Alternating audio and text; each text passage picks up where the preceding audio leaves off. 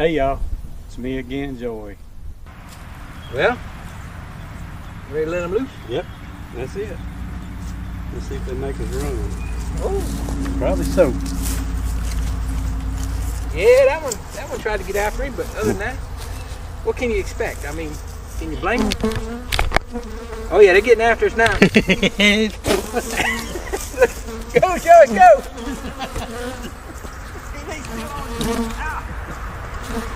They mad. They're mad, buddy. I'm gonna get in the truck. You gotta go back and get your camera.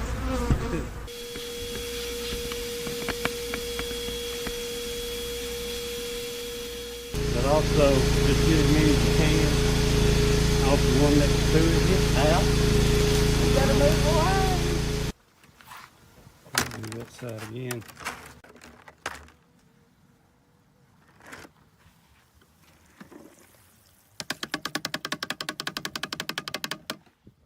Y'all ready? Let's get started. All right. Hello to everyone in the chat over there. Glad everybody could stop in and visit with us. Hope everybody's having a great day. I haven't been in a beehive in a few days. It's been about Tuesday. I've been at the campground watching alligators swim around, so it's been fun, restful and tired at the same time. So anyway, here we are. How you doing, Tom? I'm doing wonderful. That's It's great. Actually, I didn't have to work too hard today. I worked a little bit, but I didn't have to work too hard today. So it's kind of a nice change. We've been hitting really, really hard from early morning until late in the evening, making sure we can get bee work done as well as our landscaping work. So Yeah. it's that time of year though. Just you learn to expect it, and it is what it is. Long as people are being somewhat patient with me, I don't mind. Being busy is fine. It's just when they have unrealistic expectations. That's all. Other Yeah. than that, doing well. That's good. So you said this campground that you were at, they have a lake or a pond there with alligators in it. Oh yeah, they got several. It's got several ponds there, and usually I'm pretty close to the same pond where we were at, but kind of have to walk toward it a little bit because there's always somebody else in the camping spots right on the pond. Yeah. But I could sit right there in my chair and I could see the gators when they'd pop up floating by. I actually got some pictures. I was going to download them and play a few sometime or another. I had to get that done. But I know I saw one that was about 8 foot and a 3-footer and one about 2 foot maybe in that pond, and another pond just down the road.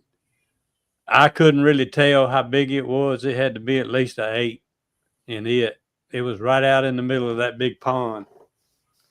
And I got to trying to find I didn't have a camera, a phone, or nothing with me. I was walking a dog, and I never could see him pop back up. Yeah. Do you ever see them coming up on land in the evening time? No, I actually tried to catch some laying up on the bank somewhere, but I never did catch any doing that. I didn't see no gator tracks anywhere. But yeah, I suspect actually one of them got real close to the little spot where our campground was, and I told one of the work campers there, I think people's been feeding these because they're acting a little bit too friendly. Oh yeah. They're not as scared as they should be. And she said, yeah, if they ever get caught feeding them, they're going to be in some big trouble, though. Yeah. See, I didn't so obviously there's no gators here in Missouri. It's not too cold a climate, but I'll just say we happened to be at somebody's place a couple of years ago, and maybe we were playing with them a little bit, and just, or my boys were, and somebody informed me that you actually can't feed gators. So, we had to make sure that, Yeah. So, I mean, I get it. They're not around us, so I mean, I obviously know what one is, and all. I don't really understand them that much. I'm not around them all the time, but so I didn't realize that. But I mean, it makes perfect sense why you wouldn't want to do that to Yeah. create a nuisance gator and stuff. So, but hey, I didn't know you were a gator wrestler. Well, next time we come down, me, you, and JW, we're going to jump in the pond and see if we can get one. How about that? I don't think I'm going to get in the pond with them. Now, shall we? You didn't get to meet Shall we yet, have you? I did. I don't know. No. He comes to our meetings sometimes. He was there at the last meeting, but that dude, he'll get in that water with one right now. Really? But the real style of hunting, and I don't want to shake nobody's leaves or limbs or trees, but swamp people, they kind of have to get it all spiced up a little bit, Oh yeah, I got you. You can look on his YouTube channel, and he's got a few where he's standing in about 2 or 3 foot of water at the edge of the bank, slowly pulling that gator in. Then he pulls this weapon out. I shouldn't call it a weapon. He's hunting. Yeah, I got you. But anyway, I mean, he's right there in the water with him. He's not even in a boat. Never makes him spin or turn or anything. Really? But, well, he must understand that animal pretty well and how they act and react. To be. Yeah. That television, they kind of want them to do that. They want to make them roll. Oh yeah, it makes for better TV, right? Yeah. When you get the impression on television that someone's fixing to get eaten, that makes it more exciting. People want to see that. It's kind of like, whoa, what's going on? About to happen? That's funny. Mm. Yep, we don't have them here, so we don't get to play with them much, obviously. But I don't know. It's always fun if you. I mean, it's not as interesting anymore because we have gone down south a lot. But anytime you get to go down there and you see one that it's in the wild per se, not on some nature preserve or some park or whatever, it's a little bit more interesting. That's always fun. They told me the other day, because of people was throwing stuff in the water for them to come eat. Yeah, they had to pull a 12-footer out of there. Oh, said people was just sitting at the campground. They just come walking up in the middle of them. Everybody. Yeah, a 12-foot gator is probably big enough to drag a full-size man into the water if he wanted to. Yeah, I mean that ain't no joke right there.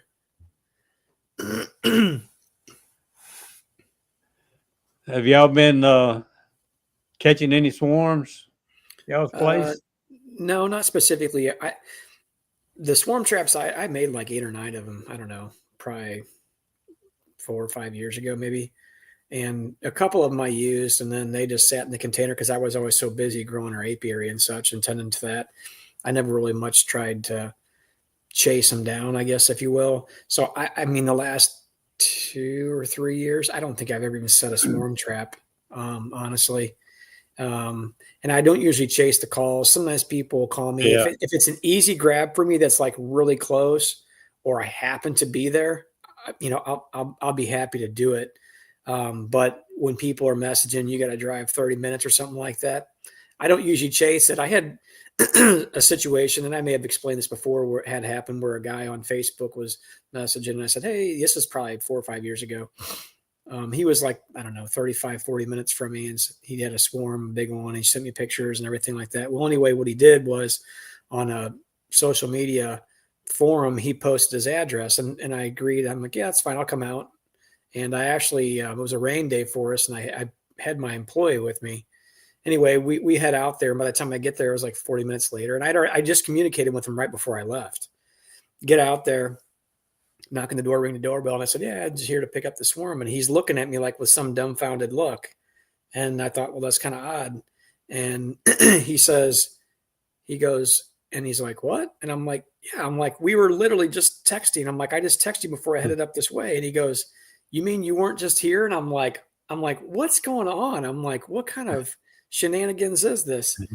And anyway, basically he goes, did you send your brother up here? And I'm like, I have no idea what you're talking about, man. I'm like, we had a very direct conversation. Told you I was heading away. I told you when I was leaving to make sure that the swarm was still in place. And here I am. And he's like, okay. So he was confused too. He goes, there was a guy here that claimed to be your brother that picked up the swarm. And I'm like, I'm like, I have 3 brothers. None of them beekeep. I said, none of them were up here. I wouldn't send any of them up. I said, did somebody pick them up? Is that what I'm understanding? And he goes, yeah, the guy just left a few minutes ago. And I'm like, oh, and then he started to realize what's happening here. And I'm like, I have no idea what you're talking about. And he's like, I'm like, somebody else, I guess, posed as being my brother because they could see our direct conversation on there, acted like it was him. And he said, yeah, I guess so. And I'm like, yeah, I don't know anything about that. And anyway, he's like, well, I'm not really sure what to say. And I'm like, I really don't know that there is much to say. Anyway, basically somebody was just, being dishonest about it, and whatever. It is what it is. That's between them and God. They want to be dishonest about things. And so it was a waste trip. I paid my guy to go up there with me. And so, yeah, it is what it is. And I just moved on. And he goes, yeah, I'll call you if I get another one. And I'm like, don't bother. I'm like, it's fine. I'm like, you know what? I realize it's not your fault. And I said, you know what? That guy dishonesty will catch up with him. So no big deal. So anyway, I mean, anytime people post that stuff on social media, I don't typically follow it and try to chase it, because if you get other people knowing where it's at, you're going to have competition. And honestly, people pay me just fine to go out there and do a cutout. So I don't care about some feral bees, honestly. So for me, it's not really an interest, I guess, if you will. So I'll leave those for other folks. Mr. Brian Zavada. What's up? Hey, how's it going? Good. Hey, Joey. What are you up to tonight, man? Hey. I am just hanging out. I was gonna do some work and then I got summoned, so I put my work off. Well, hey, day. You can work later, Brian. Exactly. Yeah. You can do that when you don't have anything else to do. That's right. Exactly. Yeah, exactly. Do the work when you got nothing else left to do. That's when you can work, okay? I got a chance to, when's the last time I did this? Maybe 3 years ago, I actually helped a customer do it, but I got a chance to install some packages today. I was helping a local store pass them out. So there's a couple that had like busted packages. So the lady gave me a box and was like, will you install these? So I just like went back like 100 feet behind where everything was going on, installed a package, and then installed another package. And then I had to leave. And then I get a call and they're like, we have like 20 packages left. Do you want one? And I'm like, I guess. I don't really have a place to put it, but and then I was like, what am I talking about? Of course I want free bees. Somebody offered you them at no cost. The answer was yes. And you'll shake your head and be like, sure, exactly. I'll help you out. But it goes back to that whole swarm thing you were just talking about. If it's 40 feet up in the air, see you later. But if it's easily accessible, I'll go after them. So yeah, it was fun. They had like 4 pallets worth of packages. It went really well. Yeah. I don't know. I haven't bought packages in such a long time. I don't remember that world. It was fun to see all like the excited newbies with that package thing, that package excitement with their mesh bags and will you help me get this in the bag? And I'm like, sure. That's something I've never done is shook package bees in the hive. I've never done it. Yeah. So maybe I need to try it sometime. Yeah. Go out to Colorado. They're giving them away out there. Apparently. But yeah, that was a good time. It was fun. It was a nice day too. It was like 70 today. So it started off at like 50. And last night was like drizzly, so it was like perfect package delivery weather, Yeah. that wasn't super hot, wasn't super cold. All the packages looked really good. There were a couple, like there was two that had either there was a rip in the screen, or the wood was busted, so there were bees getting out there. But besides that, they all looked really good. They all had a couple of dead bees on the bottom, but none that were like, whoa, don't sell Yeah. that one. Yeah. That's good. Do you know where they got those packages from? California, Okay. that's Well, a so they specific. didn't have to travel from the East Coast to the western side of the states. They didn't have to go too far there. Correct. Yeah, That's good. most of the package bees that come into Colorado are from California. That We makes have sense. had a couple of people that have brought in Russian nukes, and you obviously has to go east to get those. Sure. But for the most part, our bees come from California here. Okay. Yep. Makes sense. Mm. So I seen, Brian, you had a picture posted earlier on Yeah, social media, and I'm like, what is going on here? yeah. It seemed like you had quite a bit going on there. You care to explain that or talk about that a little bit? Well, those are all my splits in my backyard, and those are all. I thought I did a better job this year of cutting back queen cells, Mm-hmm. but either I didn't, or two is just way too many.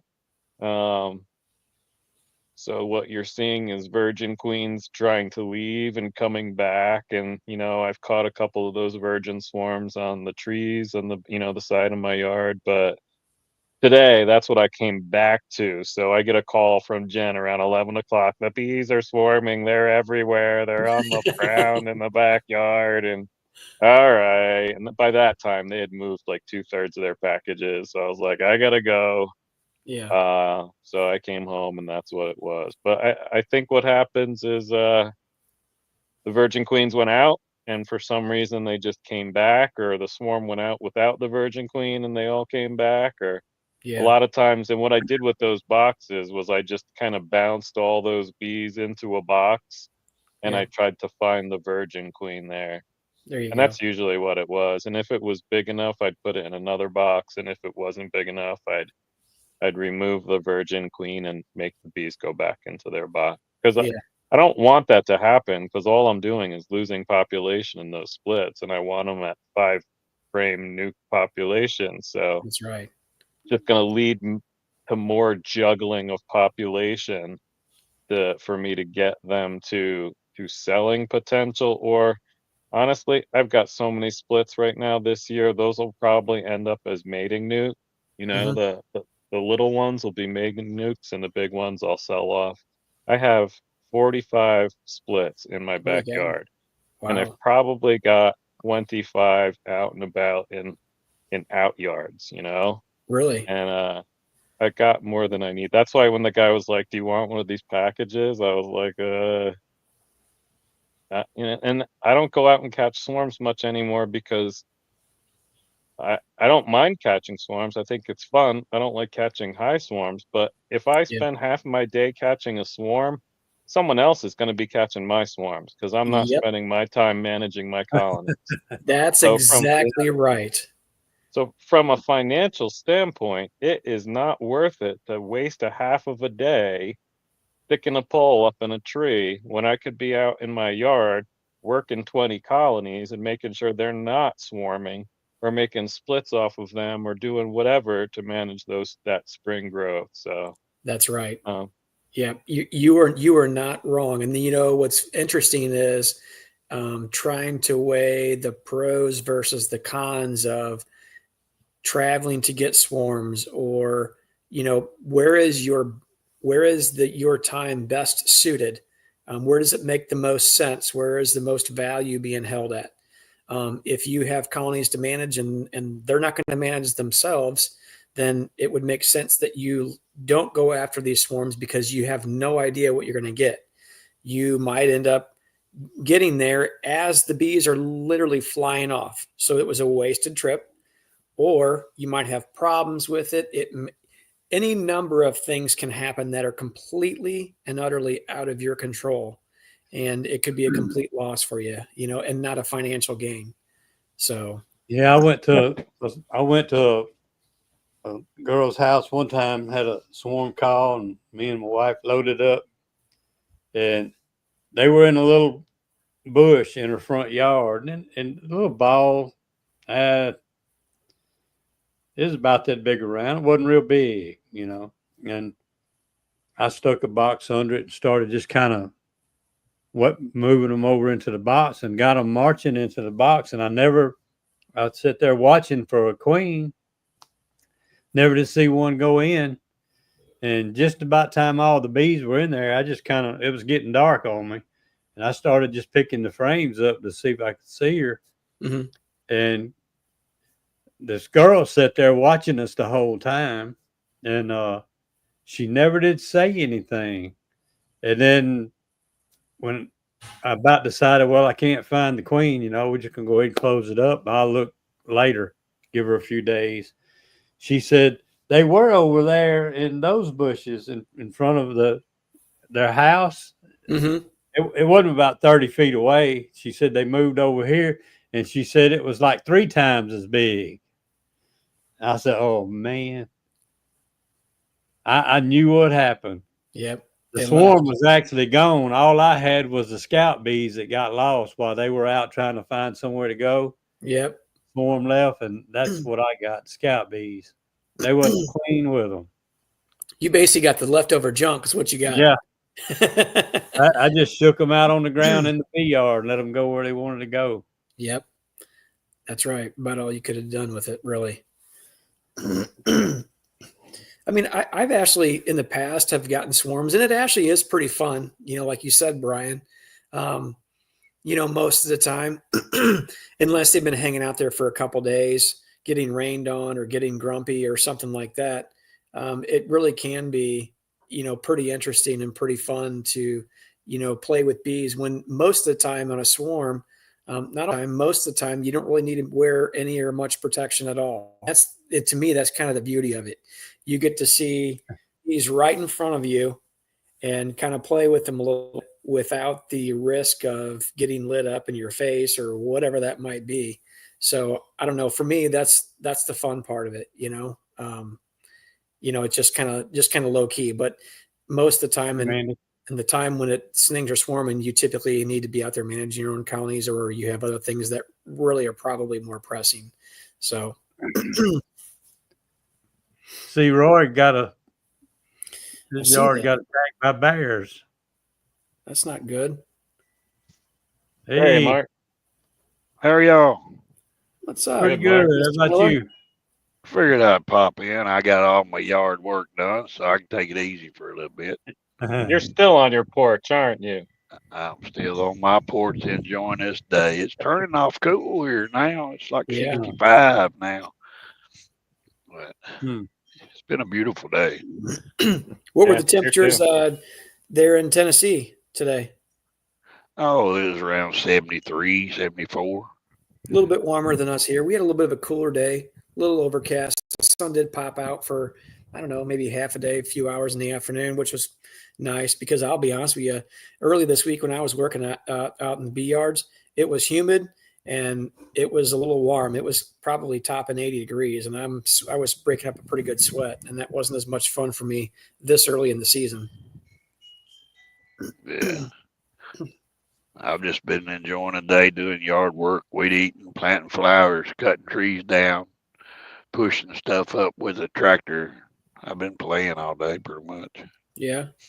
You're getting some miscellaneous work done around the property then. Yeah, before I got to go back to work. I've been off for 2 weeks. Oh, wow. When do you go back? Tomorrow night, midnight. So, Mark, you mentioned something the other night about you were up visiting with Kent Williams over in Kentucky. Is that right? Yeah, we went yesterday for a little while and hung out, had a good time. Was there a lot of folks? There was quite a few there. We got lucky and found a parking place. Okay. It was packed. One of these years. Had rain kind of yesterday morning moved in. I can't think that might have deterred several folks, but yeah, it moved out about 10:30, That's about the time we showed up, had lunch, and sat around. Yeah. Just had a good time. I understand that I've never been to his place or his farm. I understand he's a pretty good host and he is very accommodating. Oh yeah, yeah. Everything's donation. Like your meal and all is just a donation pot there. Come and go as you please. It's Nice. as long as you've got a veil on when you go out to the bees. That's all they ask. Okay. Yeah, that makes sense. So So, did you pick up any tips or tricks, or how was that for you? yes and no. I caught on to a few things, and I talked to Brian about some stuff today, and I'm unsure, but I think I'm gonna try a few things. We'll see. Okay. Uh, anyway, it's Oh, just basically. Mark called me today asking me some ideas around queen rearing, and I'm like, why are you calling me? Well, I'm not unsure whether it'll work, but we're gonna find out. There's only one way to know, right? Yep. Let's just try it. Okay, so Randy had a message that he just got home from picking up nukes at Cayman's. Randy, did you drive all the way to Cayman's place, or was that a drop-off location? How far a drive was that for you?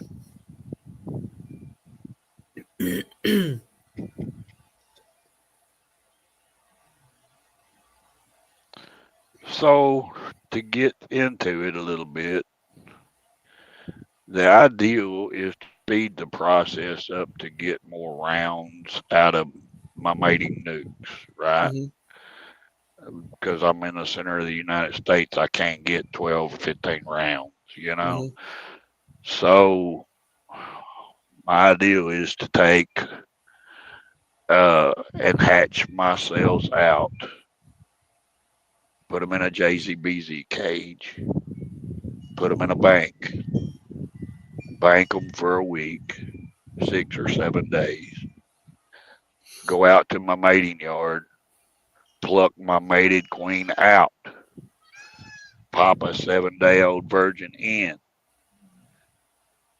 It'll take her 2 days to get out and mate. Give her another week to lay, 10 hmm days. That way I'm turning at least every 2 weeks. I see. But the question is releasing the virgin right after you pluck the new queen out? That is the question. You, The you're answer asking I if. the answer that I have is like this. You take uh, a stale marshmallow, roll it up, put it in your JZBZ cage. It'll take about 2 to 3 hours for them to release her.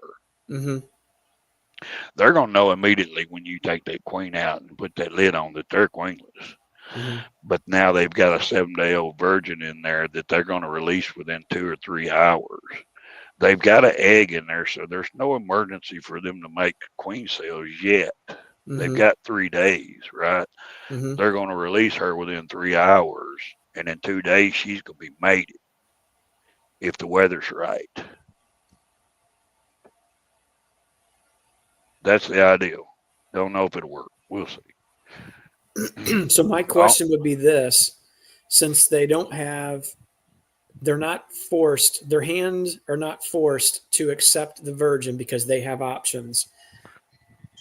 Would it seem likely that when their queen disappears, and they probably understand that in fairly short order, right. um, As soon as you would take her would they away, likely ball the virgin and make their own from their own genetics rather than accepting something that doesn't belong? right.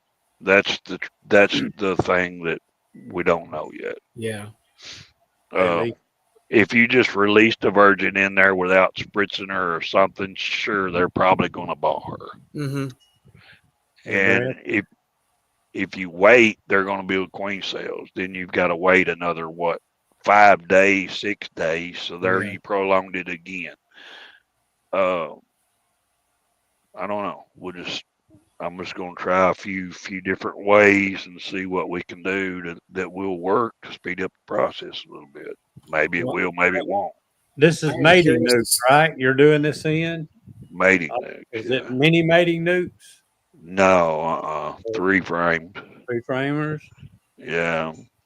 And I don't want them laying it completely up per se, but I want them to lay at least maybe a week to Mhm. maybe have cap brood just starting, then pull them. Yeah. The problem is if I get another one mated within 2 days, is she gonna have room to lay? Yeah. That begins to be another problem. Okay, so what about this? Can you pull that frame of eggs out? Just Can. slap it inside of one of your regular production colonies, because that's not going to be an issue. And then throw Well, an if you empty go comb down in there. through there, if you done this, pull one frame of brood out of each one of them, the larva, right? Okay. Shake the bees off. Drop a foundation in. They've already got a foundation that they're working on, and force her to lay in that other foundation that you had in there, Mm-hmm. right? That they built. Pull that one that she laid in out. Go down through there if you got 30 of them. So now you've got 30 frames of larva, and just pop a mated queen in and go shake some bees in enough to take care of it. There you've got a whole nother hive every time you run it. Mm-hmm. And they could be drawing you out some new comb at the same time. At the same time. I actually had a pull on those splits that we made, in basically the 8-frame box with a division board feeder in there. I had to pull out some frames. I was pulling one frame out of each colony that was mainly nectar, because they were almost trying to nectar bind them up. And I threw in just an empty foundation in there and said, here, give you guys something to do for the next week, because I wanted to see more capped brood within those colonies before I called everybody to turn them out to them. Right. So I just gave them something to do, because our nectar flow started up here this last week and it was pretty hot and heavy. It may slow down just a little bit for the next couple of days because we're due to see a few storms. So that'll probably slow them bringing anything in, which might be a good thing, actually, just for a couple of days. But I was talking with a gentleman down in Jacksonville. His name is Myron Beachy. He runs a small operation called Beachy Honeybees. And him and I were talking about it. Matter of fact, when I landed in Colorado, when we picked up our car, whatever that was, a few weeks ago, and I sat in the airport parking lot in the car rental place talking to him on the phone for probably an hour or better, I guess. And we kind of got into it, and he was telling me about how he does that, where he throws in on like a small 3-framer. When they finish drawing out some comb, he plucks it right out of there, and he throws it in a colony or throws it off to the side, and he throws in another foundation for him as he's pulling queens and reintroducing new ones in. And I thought, well, that's pretty good. And he's like, well, what do you think a frame of newly drawn comb is worth? And I'm like, honestly, a brand new one, that's probably worth 10 or 15 bucks, I mean, not that you'd ever sell those. You keep those for yourself, right? You don't get rid of those. And I'm like, and he goes, I can get those little bitty guys to draw me out one frame. He goes, in a week. And I'm like, yeah, that's good. So you're actually producing comb, mating queens, and just keep that whole ball rolling, basically. Yeah. I'm just trying to speed up the process a little bit, but yet still give them enough time to lay to know that they're going to be laying good, right? Yeah. So they do have cap. What does it take for a worker bird to get capped? 7, 8 days? Yeah, 7 days. Yeah, that's right. Thereabout. So you give it a week. If it takes her 3 days to go out and get mated, that's 10 days. So if you give it 2 weeks, that's plenty of time. So now you're turning every 2 weeks instead of every 3. You've saved a week. So if I can do it every 2 weeks, then I can get, instead of doing 4 turns, I could probably get 7.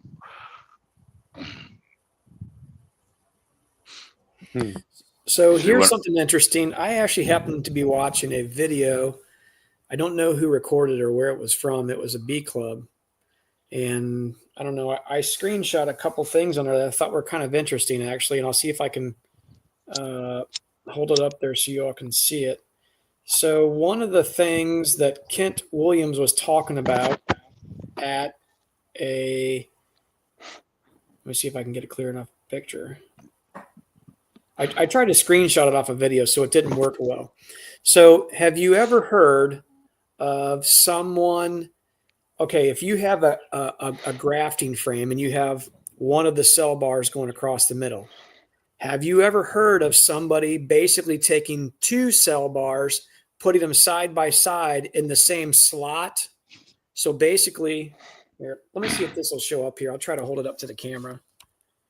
Okay, so if you look right here, that's actually the bottom. You're looking at the bottom of the frame, and you can see some of the JZBZ cups side by side are kind of staggered. They basically took two grafting bars, stuck them in the same slot. Basically, I don't. They may have kind of fastened them together a little bit, and I stuck them do into that a all the time. slot.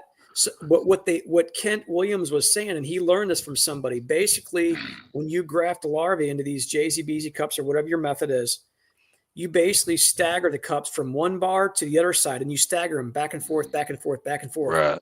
His You get better words. bee coverage on it. You get better fed. Yep. That's Instead of exactly what he covering said. 2 cells, they can cover 3. Yep, that's exactly what he said. And I'm like, I have never heard anybody say that before.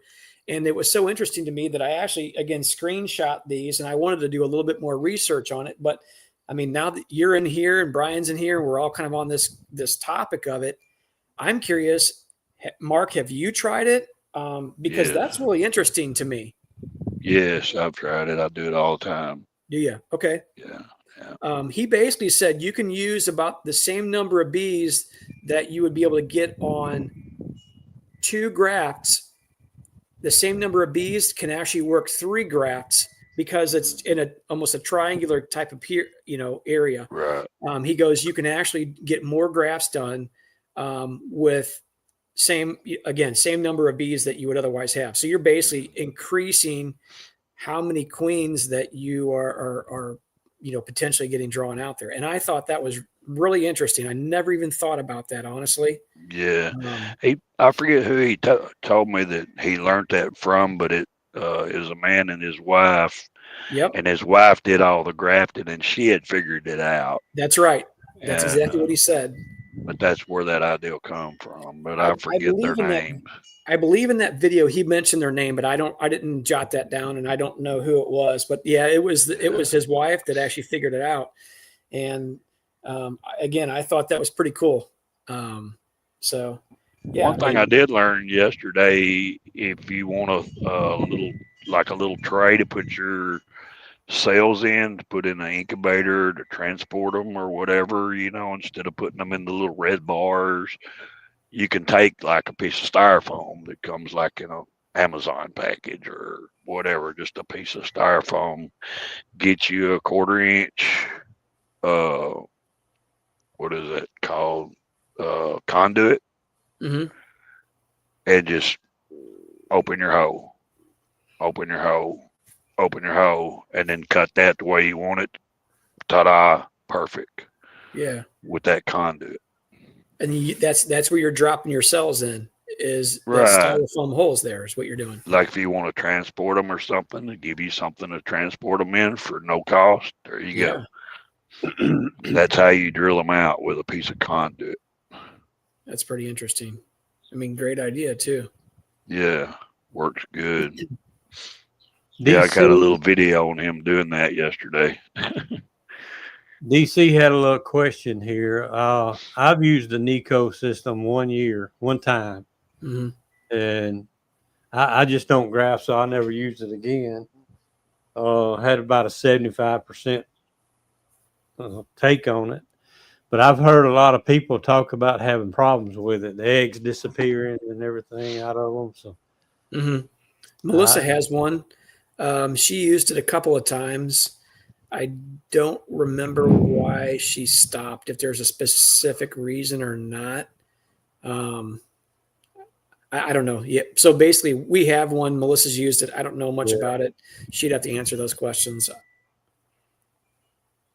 I'm actually not the grafter. I've tried it before and stuff. I don't know. Melissa seemed faster at it, and I'm like, I was actually kind of happy to just say, "Hey, or you know what? I'll set things up, and if you seem like you're good at it, I don't really have a strong opinion either way. Like I have to do it, and I'm fine with that." And honestly, I just kind of left that to her. It's almost like, I'm sure Brian, you and Jen have certain tasks and duties that you guys do, and there's certain things that she's probably better at and you're not. And you just concede and say, "Yep, that's your job. You're good at it. I'm not." Just no need to force the hand there. It's Well, the also hardest part working. is setting that builder up. That's the main key ingredient right there. That grafting part, anybody can graft, I think. Mhm. It's getting the right age larva.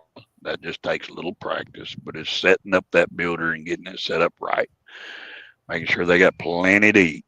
Yeah. That's the key. Yeah. Brian, you were going to say something? Yeah, I'm gonna change the subject actually a little bit. I was listening to you guys on Thursday, Tom, and you were talking about an interaction with a customer who was purchasing mated queens, and you were a little frustrated with that interaction. Do you remember that I conversation? do. Absolutely. Do, what instructions do you give to customers as you give them mated queens? What instructions do you give to them before they come or purchase those queen? You know what I mean? Yeah. Like what does that communication look like to that customer? Like what do you normally do? I guess Yeah. that's my Okay. question. So first of all, we don't typically sell a lot of queens. It just happened to work out because I was bringing a large order up here, and I really didn't openly advertise it much. But people do reach out to me often for different things. We tend to be pretty resourceful about areas of beekeeping, so people will naturally reach out to us. So in the early spring, we did bring up, I don't know, it was 140 something queens. I did myself, and not even any for the EMBA club. And I had people that would reach out to me personally that have known me for quite some time. So when they would ask for queens, most of the time, as a general rule, most people would not ask, "Do I need a queen?" They would just say, "Hey, I need a couple queens for a split." Hey, great. And I'll tell them my process and procedures and what needs to be done. And you have to be paid for 100% up front. Told them the date that they were coming in. They need to be picked up within, a day, 2 days at the absolute most, because I'm not going to maintain them for them. And then, so if it is somebody that's experienced, they typically don't ask me much advice. And honestly, I'm happy to let them do their own thing. I don't need to get in the way of somebody's processes or procedures. If they feel confident about it, I'm not going to get involved. I'll just let them do their thing. But occasionally, yes, I do get some people who have no clue, and that's fine because we all have to start somewhere, and that's okay. And I give them the best advice that I know, and I tell them how I do it and what my successes have been. Um, there's two different ways that I tell them that I usually do it. Most of the time, what I'm doing is when we are getting ready to build splits, I basically manage in a double brood box. I leave behind in my parent colony, I leave 4 frames of brood. And this is after the beginning of April, between the first and second week. I leave 4 frames of brood behind, a lot of open comb, a little bit of honey resource. I take everything else, I pull it up top.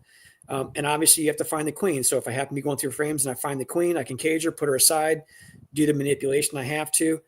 I let her go out of the cage into the bottom box after I've manipulated that. I throw my queen excluder down. I put my top box on. The rest of my frames go back in, and that thing is done for the time being. Um, Ironically, if I don't happen to find the queen, I don't spend countless minutes continuing to look for them. What I'll do is we'll end up shaking all the bees down to the bottom box, and I'll pull up what I want, throw the queen excluder down, put that stuff in the top box, and I put the top box back on, understanding that because I have open brood up there, nurse bees will shift back up into that upper box, typically within minutes or short of a couple hours. They'll repopulate that. So again, I leave it alone. So what I've done now is if I don't get back to it for a day, 2, maybe 4 days. Those eggs are hatching. The larva is starting to age out. It gets to a point to where they cannot, if there was eggs on it, and I'm trying to leave a little bit of young larvae up there, but I mainly try to pull capped up top is what I'm trying to do. That's the goal in which, but sometimes you'll get a mix of both, and that's fine. But this stuff is aging out if I don't get back to it for 3 or 4 or 5 days. So now basically what I've done is when I pulled that split, and whether I put it into a nuke box to make a split or I pull up above a double screen board, which was my method this year, this stuff has pretty much mostly aged out. I understand that they'll sometimes try to pull a queen out of a 5-day-old larva if they're really desperate. I don't know that I've seen that much in my experience, but I'm not a seasoned 25-year beekeeper either. So at that point, basically most of this has aged out. So I can now, when I had the queen excluder in, they are cohesive. They understand that they're queen right. There's not a problem. The minute I pull that stuff up above a queen excluder, like Mark said earlier, boom, or I'm sorry, double screen board, they immediately understand probably within minutes that they are queenless at that point. Some colonies will start to pull queen cells less than 24 hours. Some of them maybe even at 12-hour mark. But what I do is when I make that split, the mated queen in a JZBZ cage goes into that split right there. If for any reason I think that I need to stall that, I just take some blue painter's masking tape and I tape over the top of it and I walk away from it. I put a division board feeder in there and I give them some syrup, just some really light syrup, and then I walk away and I come back to it whenever I can, usually a couple days later, and I'll pull the tape off at that point and I'll just still let them candy release. So I've basically aged out the larvae so that they really don't have much of an option. The second thing is if my hand's being forced and I'm running out of time and I end up pulling some extra brood up and maybe there is of age larvae in there. This is not a guarantee, but often if you introduce a mated queen in there with a strong pheromone, they won't try to build cells. Now, that's not entirely the case all the time because I had one yard particular that tried to build cells in about 80% of what I did there.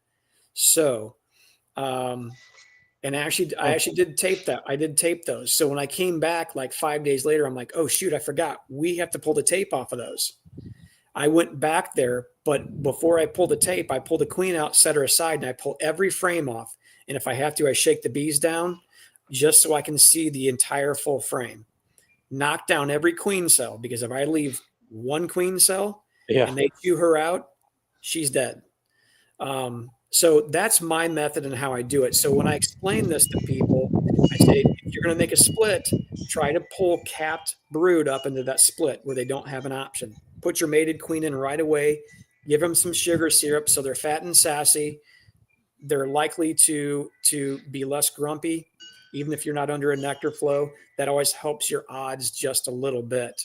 But I said, if you really want to ensure better success for that, tape over that queen so they can't chew her out, put her in right away, and then come back in like 3 or 4 days, go through the colony and make sure they haven't made any cells. If there are no cells, untape it. So, and you kind of heard what I described with the lady the other day. It really usually isn't a problem. You know, when you're really, really busy and you're hard at it and you've got 9 million things going, you know, the last thing you want to do is be blamed for, and I don't really think she was blaming me. She might've been frustrated with her own success there. Many other people that had bought queens from me and done the same thing are like, oh yeah, they're doing great. And I'm like, and this is what you did. And they're like, yep. And I'm like, see, I'm like, a lot of times this works, but not always can you get 100% on stuff. All right. So I got a couple of questions for you. Okay. One, is that the reason that people are usually buying mated queens to put a queen in a split or to requeen an old colony? Or are there other reasons that people are usually buying queens? And then my other question is, do you have a way to get that information to people before they show up to pick up your queen? Because ideally, these are actions that require time before you want to do stuff before you pick up that queen, so you can drop that queen right into that situation, Sure, right? absolutely. Do you have a system for how you get your customers that information in advance? I don't, but I don't sell queens often, so I Yeah, have not put that into place. But what you're saying makes perfect sense, and I really should.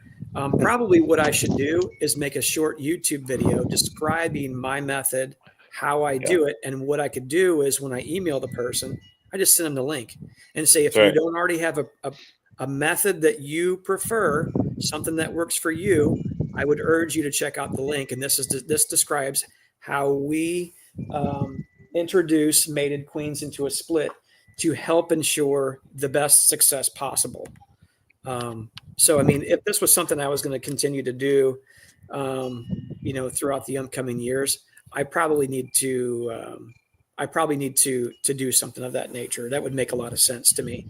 But on your first question that you asked, often I think most of the people that purchased them from me were using them for their own splits, not necessarily to requeen. Okay. They were wanting to increase their colony numbers. I guess that's maybe a timing thing. If you had queens in July, you might get something different, than Mm-hmm. if you're selling queens in the end of April. So the Okay. one thing that I'll point out here too, and I had a really long conversation with a guy named Myron Beachy.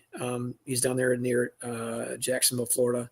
First I of all, wrote what a great name to live on the beach, I know, right? right? Yeah, he's a pretty swell guy, and Brian. You would love to talk with this guy too. Matter of fact, hey, just come to this next month's meeting at the EMBA. I'm flying him in to give a talk about queen genetics or basic queen biology. We're going to go into, and I told him, I said, I don't want to focus on grafting, kind of like Mark Miller here said just a few minutes ago. He said the real trick and the real key is setting up your cell builder, whether it's a starter, finisher, whatever you're doing, setting those up is really important. And that's why I told him, I said, I want to focus more on that than the actual grafting part, because I do have a grafting class with Corey Stevens, a full day class coming up in July. So I want to get people's feet wet just a little bit here on it. The grafting part can come later. And now, even though it's going to be a little bit late for us, they can use it for future, endeavors and such. But one of the things that him and I talked about, because he wanted to know how his queens worked and what they looked like and things like that. And I said, well, you get the full gamut. You get people who understand and they know, and there's always a risk involved with every manipulation you make. It's always a risk versus reward. There's never a guarantee with very little of anything. Yeah. And he said how people react to that. Some people will absolutely can sit in on a presentation that you'll give, and then immediately a week later ask all the same questions that you went over in grave detail. I will say grave detail. Okay. And I know this because my wife says I'm too detailed on what it is that I'm talking about. And I said, no, I'm not. The detail is where the important facts are. She disagrees with me, but bottom line is she's not on here and I'm right. She's wrong. Okay. I'm not far away. Don't worry. She's not far away though. Does anybody that you're trying to explain this to sometimes look at their watch and say, "Well, I would try and ask that question"? Hey, you know what, Joey? Hey, I do look for that in the audience. I look for somebody who is like yawning or somebody who's looking at their phone. I look for that. I really do, because then I know if it's only one or two people, that's not a problem.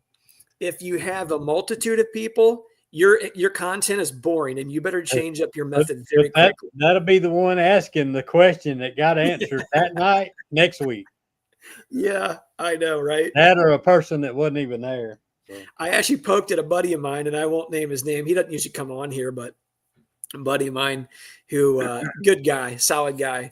And he was sitting in the presentation that I had given about making splits and everything step by step and how I do it and different and other options that you might have. And what was funny about that is he called me like I don't know. He bought some queens from me about maybe, he called me a few weeks later after that presentation. He goes, okay, I want to go over with you how you make those splits. And I'm like, all right, well, I'm going to stop you for 1 second. Okay. And I'm like, did you listen to anything that I said in that presentation that I spent an hour and 15 minutes on? And he goes, yeah. And I'm like, you're full of crap. I said, because I looked out there and I said, you had your eyes closed. And I'm like, I should hang up on you right now, you know? And he's like, guilty. And I'm like, I must have been too boring. He's like, no, I was really tired that day. And I'm like, okay, whatever. So then I went over with him and I'm like, all right, so I'm going to explain this to you and we're going to go over it in detail again. I'm like, don't ask me again because I'm not going to tell you. I was thinking about this today. One of the customers picking up a package started asking me about how to introduce the queen, and I started talking about how I would do it. And then I was like, wait a minute, Java, what do you want me to tell these people? Because there's a bunch of different answers here, and I want to tell them your answer. Yep. So it made me think about the importance of communicating to customers that are picking up keys, whether it be a queen or a package or a nuke, the timing of that communication, the purpose of that communication. And Bill made it, I assume it's Bill that made a comment up in the comments, like people will watch a video before reading instructions. That might be true, but there's multiple purposes for what I'm talking about. One is to educate your customer. Two is to cover your ass and say, look, I communicated this way, this way, this way, and this way, and you still didn't listen. So what can I do for you? Those are easier conversations when you've done your homework ahead of time, whether it be an email to all your customers saying, hey, I've made my splits. I'm going to start checking them on this date. In the meantime, get your equipment ready. So when those nukes are ready, they don't be like, I don't have any frames. And so, I mean, there are things you can do to cover your ass, but as well as educate and prepare your customer. And I think that's really important. Like I'm bringing in queens to distribute to local clubs, and I have like a person that's going to be picking up a group order for the club, and then it's going to be bringing them back to their club and distributing them. So I'm thinking about, okay, what am I going to tell this person about how to transport those queens and how to hold them until they get them to those people, and then what is that person going to be telling those people? Or am I going to be telling that to those people in some sort of YouTube video or email or whatever it is? But I know that it's going to be more successful the more I put into it in the beginning. Yeah.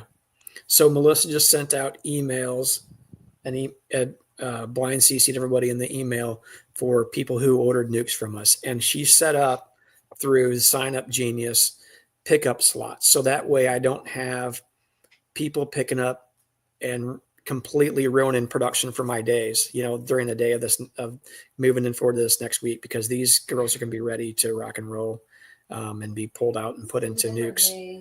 And we have time slots. Melissa said 3 different days. And there's, I don't remember how she did it.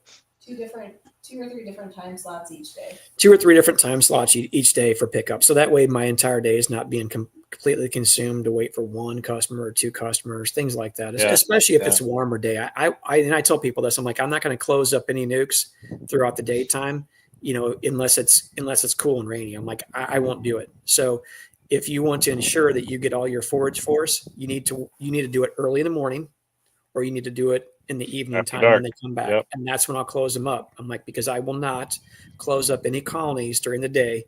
I need to be able to ensure that they have, good health. They're not stressed out and they can be able to get water and stuff like that. I mean, if you want to stress out a colony, close it up during the day. That'll stress them out pretty bad, Right.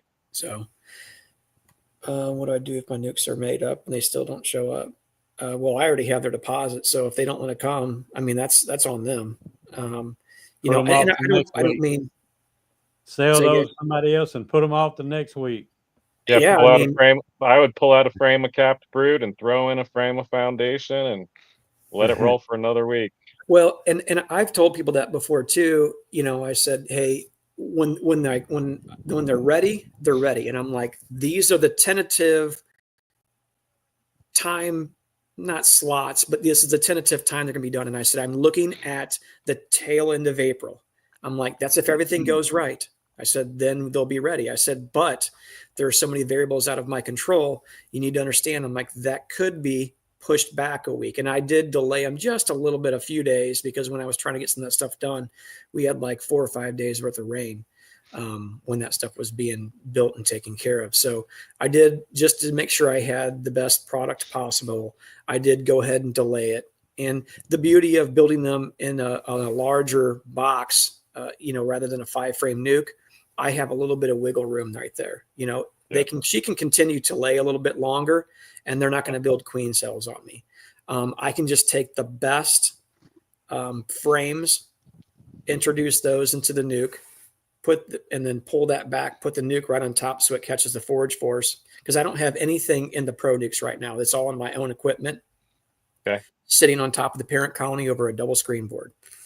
So none of it is loaded up in a nuke box in a 5-frame. Whether I have some easy nukes left, and I have a bunch of the Pro Nukes. So I have some stuff I may try to cycle out first before I dive into all the Pro Nukes. But anyway, I'll introduce that probably a couple days before and let them get acclimated into that box and they understand the entrance and all that good stuff, which shouldn't take long, but and then we'll start closing them up a little bit at a time as people pick up, close them up, get them back to the location, get the pickups done, worry about the other part the next day. So there'll be a few days I'll be working from, dark in the morning till after dark in the evening, which is fine.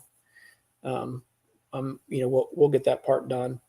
And the other thing that I still need to finish up too, that you hit on, Brian, and Melissa and I talked about this.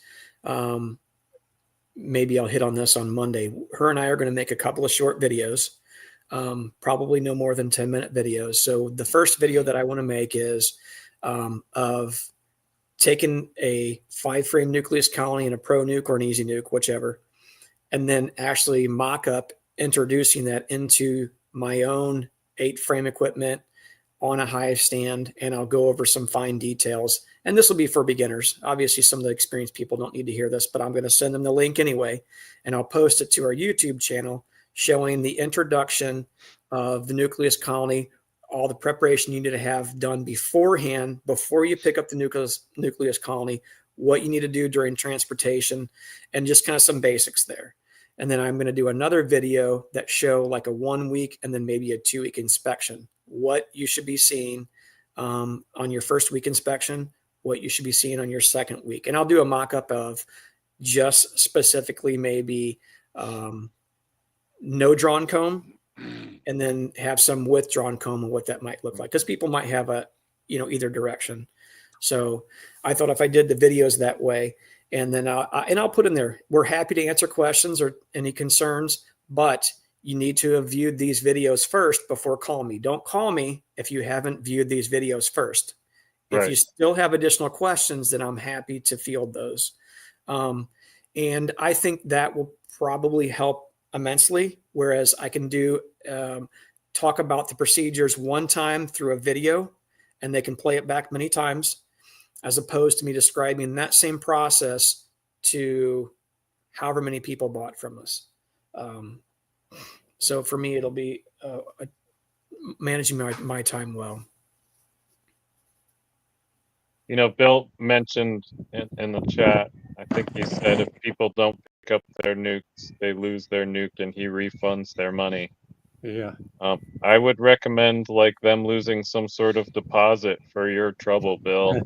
You're a businessman and your time is worth your money. So if they're going to waste your time, they should waste a little bit of their money. I think it's great that you're giving them their money back. Mm-hmm. But it sounds like you're collecting all the money up front and then returning it all. Mm-hmm. The way I do it is I do a $75 deposit, so that locks in their sale. Mm-hmm. And then they pay the balance when they pick up the nuke. And if that person never picks up their nuke, they would lose their $75 deposit, because I'm still working on that nuke out there in the yard. Mm-hmm. And part of it's because they put that in. They get half. Yeah. There you go. So there you go, Bill. Yeah, we kind of do a similar thing, Brian. Nukes are $200 that I build, It's $100 deposit to order. And I tell people, some people will prefer to mail in a check, and I'm like, that's fine. Just understand, I have your name off to the side in a spreadsheet down below, but your order is not technically placed until the deposit has been made to me. So we leave a few options to do that. So when the deposit is received, that's when you have been placed in order. And I would tell people, I'm only releasing so many nucleus colonies. When they're gone, I'm not going to make any more. Everything else goes back into my own operation. And then one lady had asked me, she goes, well, what if I decide not to get it? Do I get my deposit back? And I'm like, no, ma'am. I said, that's not how a deposit works. A deposit is there to ensure the sale of that product. I'm going to make sure that I do everything within my power that I do. If I tell you a certain date, I'm going to have it done. I'm going to have that there for you, regardless. If something went wrong, I will make sure to have your nuke there and ready. So there's obligations that I have, but there's also obligations the customer has too. And quite honestly, much like everybody in this chat, your time has value to it, and I'm not going to have somebody manipulate my time because they want to be wishy-washy or what have you. And I don't mean to sound hard-nosed about it, but this is 25 years of me being in business. I understand what people are capable of. Most people, by and large, are actually pretty good, and they'll follow through. But there's a small percentage of people. Yeah. And they'll do it to you. If you allow it, they will absolutely do it to you. If they find a nuke for $10 cheaper, cancel my order. I found one over here that's cheaper, closer to home. If they do that to me now, I'm like, that's cool. I'm like, I don't have a problem with that. Not really a big deal. Unfortunately, the deposit you left, that's mine now. So there could always be extenuating circumstances that I would be a bleeding heart and be like, yep, no problem. I'll refund your money, Sure. And I wouldn't have a problem with that, but I would say by and large, it's there to keep people serious. That's all. And I think I'm still small enough that the number of customers I have is totally manageable. I just have, I'm selling like 25 nukes to 15 customers. So yeah, I can manage that a whole lot more than like 60 customers that 100 nukes are going out to. So, yeah. And I did the same thing in my email. I was like, you can pick them up in the morning or you can pick them up at night. And if you pick them up in the morning, plan on installing them that day. And if you pick them up at night, plan on installing them the following day. And I'm doing a lot of preemptive, like you'll get, and I haven't had this that much. Is my nuke ready yet? Is my nuke ready yet? Is my nuke ready yet? I've heard some people complain about that. I haven't personally had that problem. However, what I've done, hey, Matt, what I've done, as I've said, hey, I've made all my splits on this day. This day, I am going to check for queen rightness, and I will not release a nuke until I see capped brood. And here's the reason why. That allows me to evaluate the quality of that nuke. And only when that nuke has reached that quality will I release that nuke. It might mean another week, but it's going to be that quality. So I'm trying to preemptively prepare my customers or answer their questions before they even have them, that kind of thing. Yeah. Well, I think sometimes people, and I don't think that people are just being ignorant. I think sometimes it's a lack of understanding that the same thing goes with plants, me installing plants in the ground.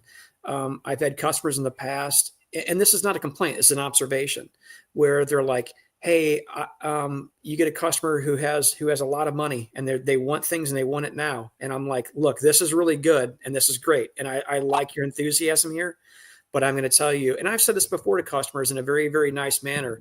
This is not something that we can throw money at and make this happen. This is something that requires Mother Nature in due time.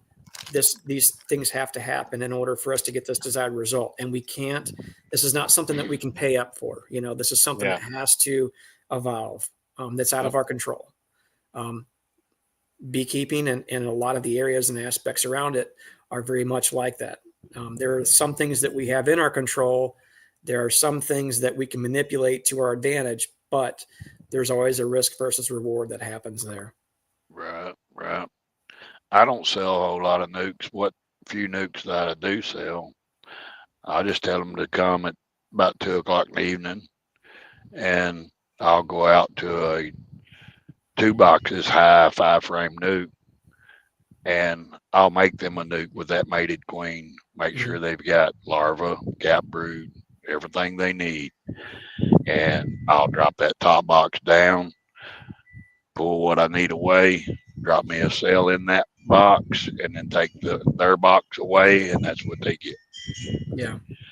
I keep the foragers; they take the rest, Mm-hmm. and I tell them, make sure you feed them. That's right. One other thing that we put in there too that might be helpful for some people who might be in the chat that are interested in building these too is I give a 48 hour. If something's not right, you have to contact me within 48 hours of receiving. With pictures. What? With pictures. Yeah, Melissa said with pictures with any concern. Yeah. But the thing is, I'm not building 1,000 nukes and looking at them, once a couple weeks ago.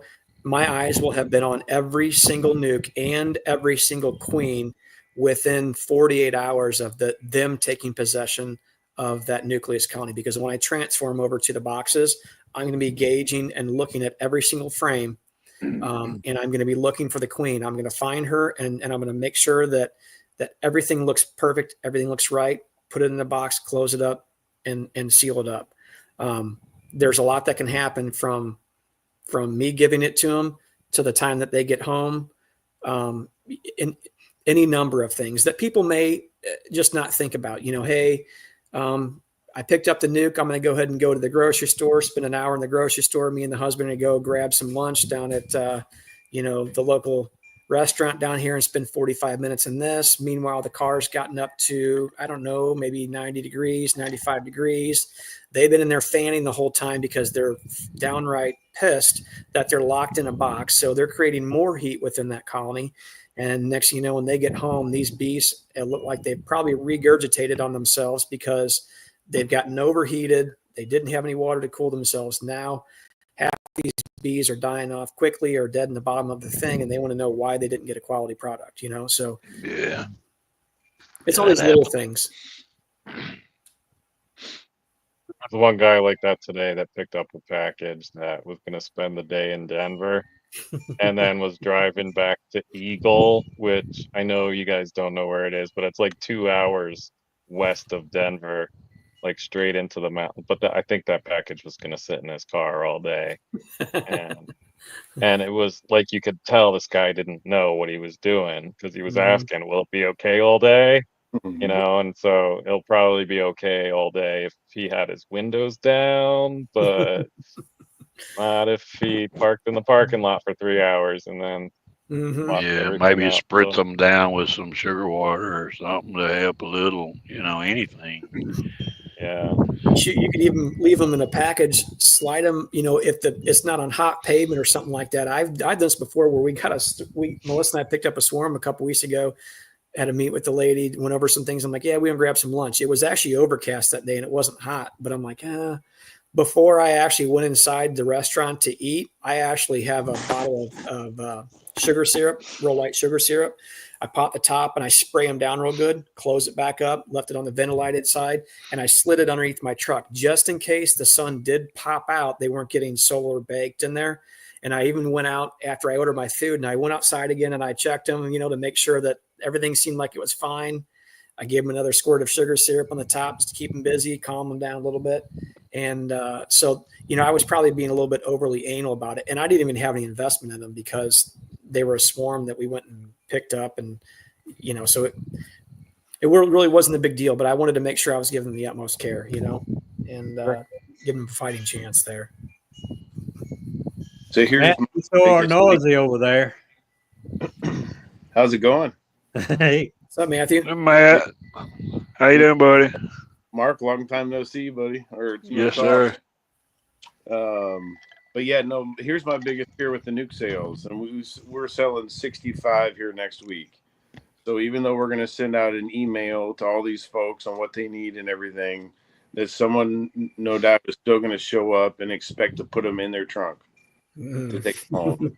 Even though it'll say in the email clearly they need a mesh laundry bag, preferably a pickup truck, if not, but either way, those pro nukes are still a little top heavy, or can be, they're still able to flip over even in the back seat. So Do you think I should recommend people putting it on the floor in the back seat?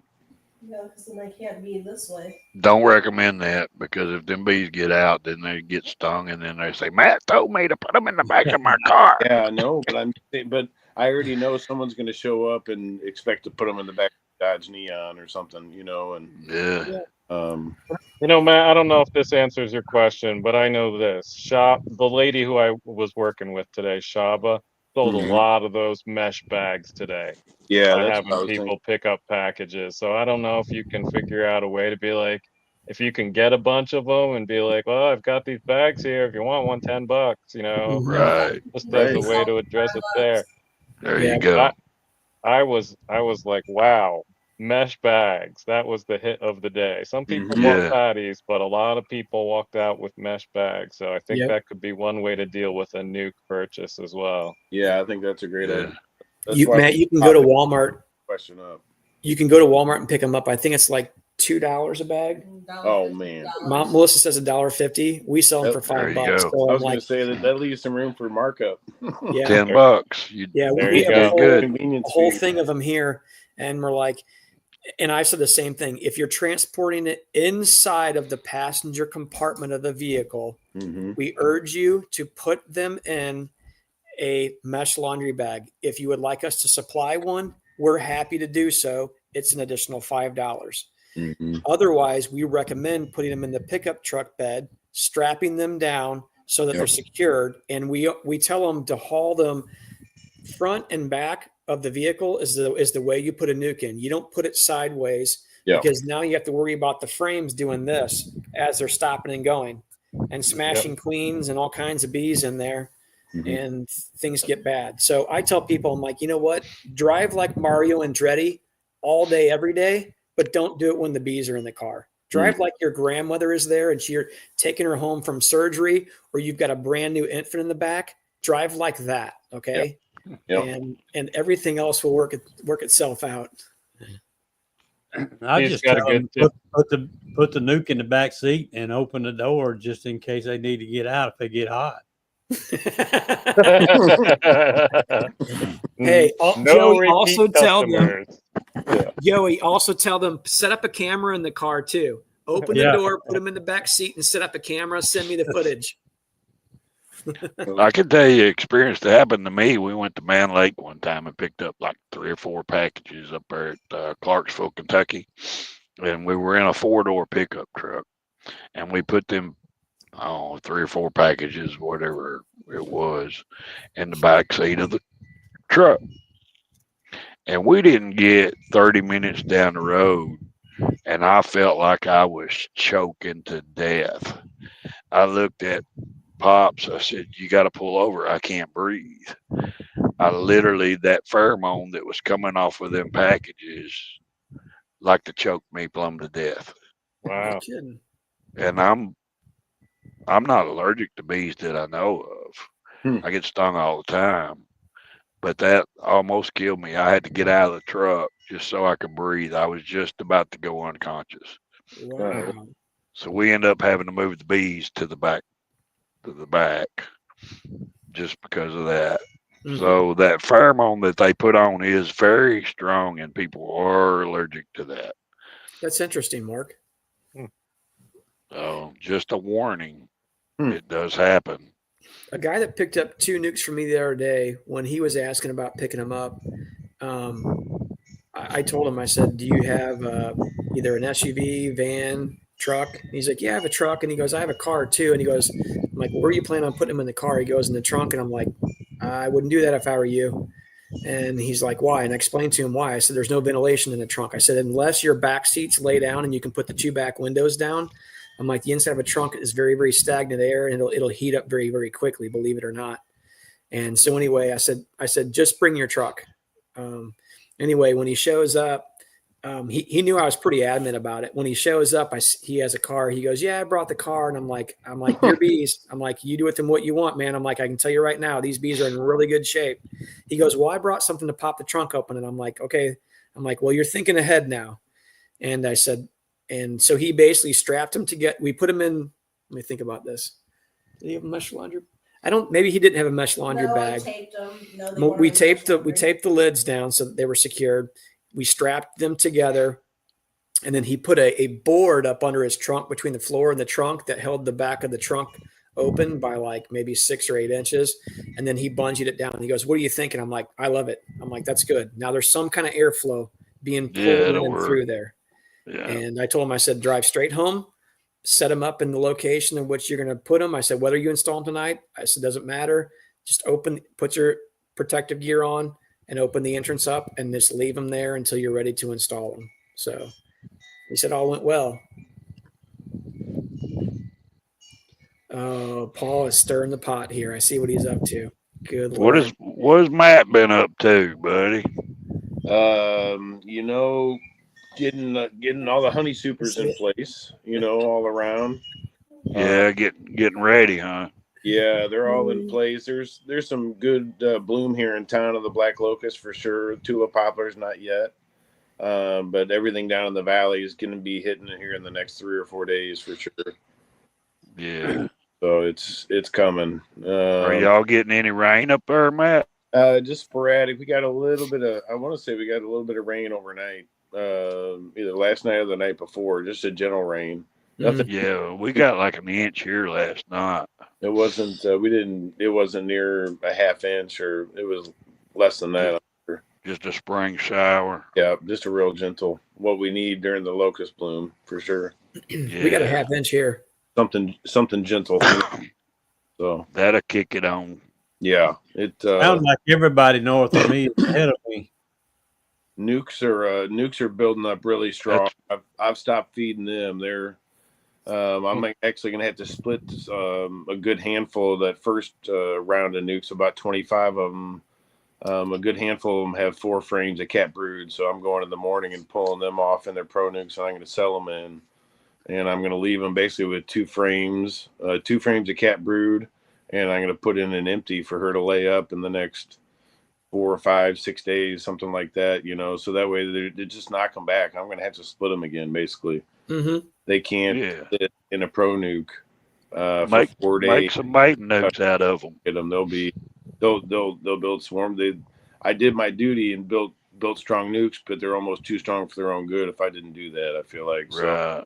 I don't have enough experience to really know. I'm just going on intuition, but I'm going to have to split the splits before I even sell them. So they'll swarm out on you if you ain't careful, Matt. Mm-hmm. Yeah, I'll I have some assets to deal with, after selling them. So that's what I want really for my mating nucs and repopulating cell builders, or just having some assets and not have to mess with production colonies, because I got them set right where I want them, right on that razor's edge of filling up that top deep after I split them on April 1st, and they're not they're packing. I've gotten into them. They got a little bit of room. Everything's drawn upstairs, but nothing's packed out, but they're ready for supers. And the ones that were 10 seams of bees got 2 supers, 2 mediums. I actually ran out of mediums to put on, so I put on deeps on the others. So just going through my drawn comb stash pretty quick. I still have a little bit left in the deep freezer, but you never have enough drawn comb. It's kind of nice to get rid of all that stuff, though. Get it back out in the bee yard, Yeah, it is. Like I was telling you today, man. And and sound like what you were saying, kind of getting the shop emptied out and being able to clean up a little bit. It's like, wow, yeah, it's a sense of accomplishment, just getting all that stuff back out there and producing. Oh yeah, it makes you feel good, man. All that hard work that you put into in the fall, paying off right now, because that's what it comes down to. It's all the past hard work and sweaty days last summer to get these bees ready for winter, get them through winter. Now those production colonies are, hopefully doing their part. So we'll see if it all works out. But it's all fun no matter what. So what's awesome to see, Matt, is a guy like you that's only been doing it 2 or 3 years, to see where you're at and what you're doing and coming along the way you are. That's a freaking awesome, dude. Yeah, I'm impressed. You don't see that happen very often, especially coming from one of my heroes. You know that. I want to see you do good. You know, absolutely. Y'all might call me crazy talking about brood frames. I've got a little freezer outside. It's got old brood frames in it. and I've got almost 4 boxes of brewed honey in another freezer here that I've pulled over time, making splits, and I didn't want it to go back in the hive. I have actually given a frame or two to people that come by multiple nucs and tell them to add that to their hive when they go to put them in a 10 frame box. Add it to it. I got to get it out of my way, you know.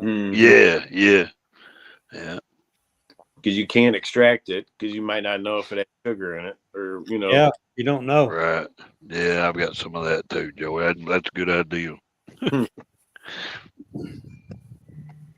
Because I may end up needing this freezer for something else, you know. Right.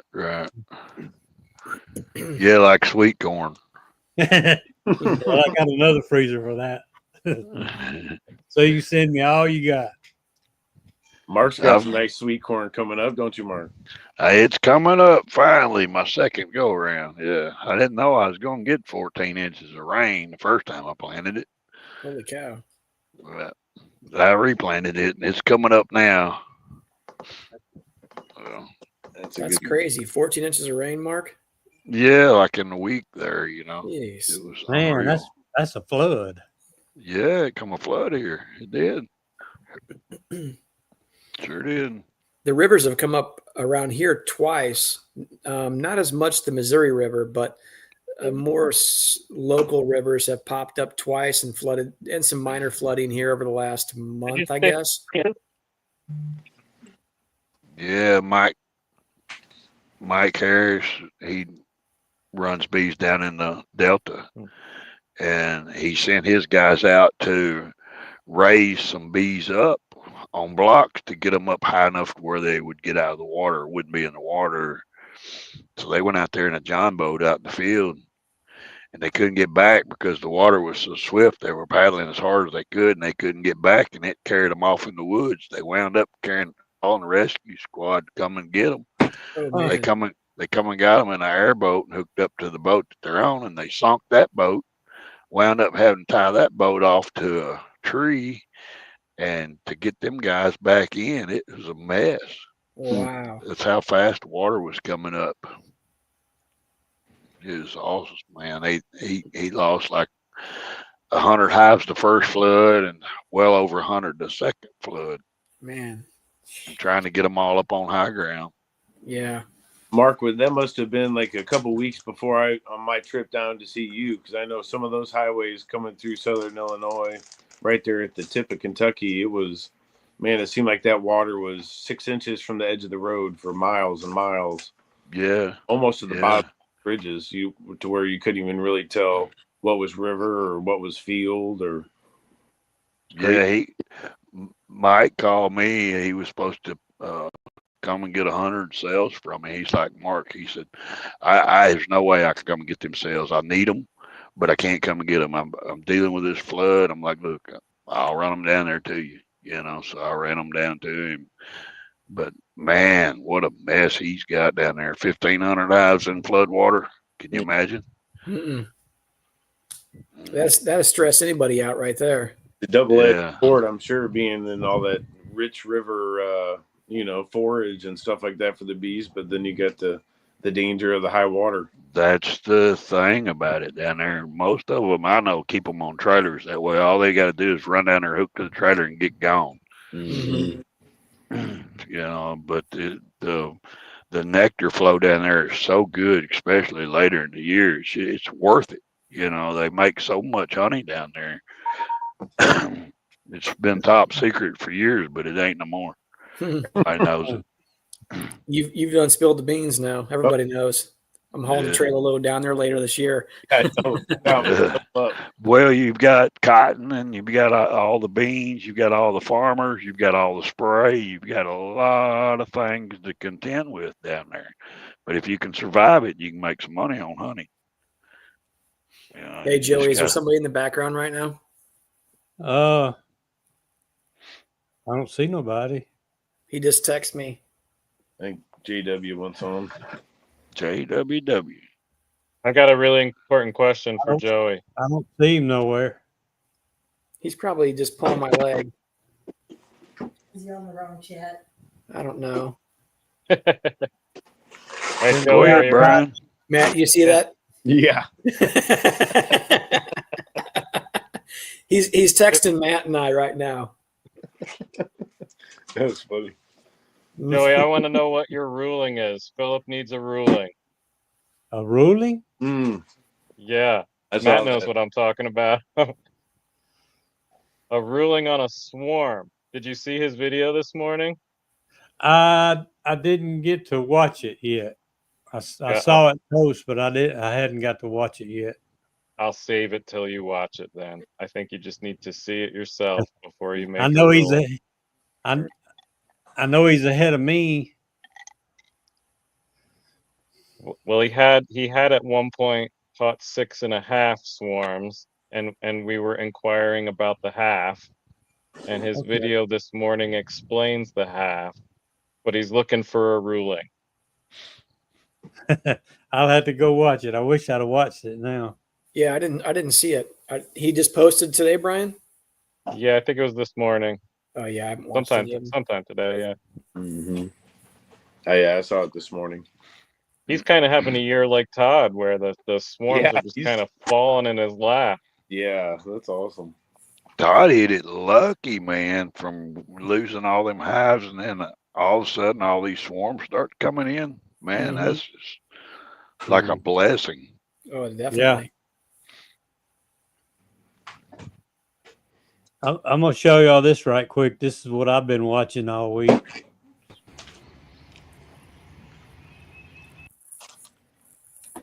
Oh, that's at the campground. Yeah. I think I downloaded the wrong video. Let me grab another one. That shows you where I was standing. I'll download another one and bring it in. Yeah, Well, that ain't camping. That's RV, and that's not really camping. That's living it up. Hey,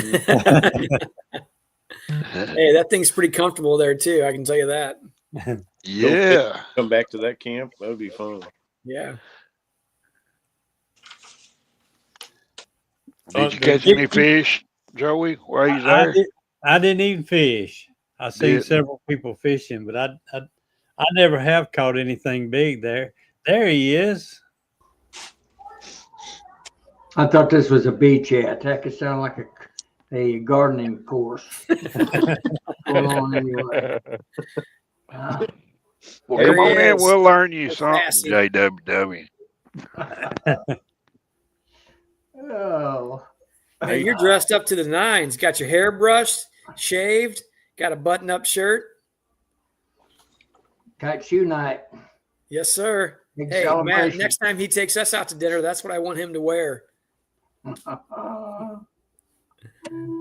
Huh. I take it you had a good time, huh? No, it wasn't a good time. Oh, come on. What? All my freeloading offspring. Said everybody, and they still wouldn't leave. Yeah, Yep, that's it. they all ate good on Dad's dime, right? Yeah, we had a good time, I guess. That's good. Here he is. Here he Yeah. is, right here. Oh yeah, I see him.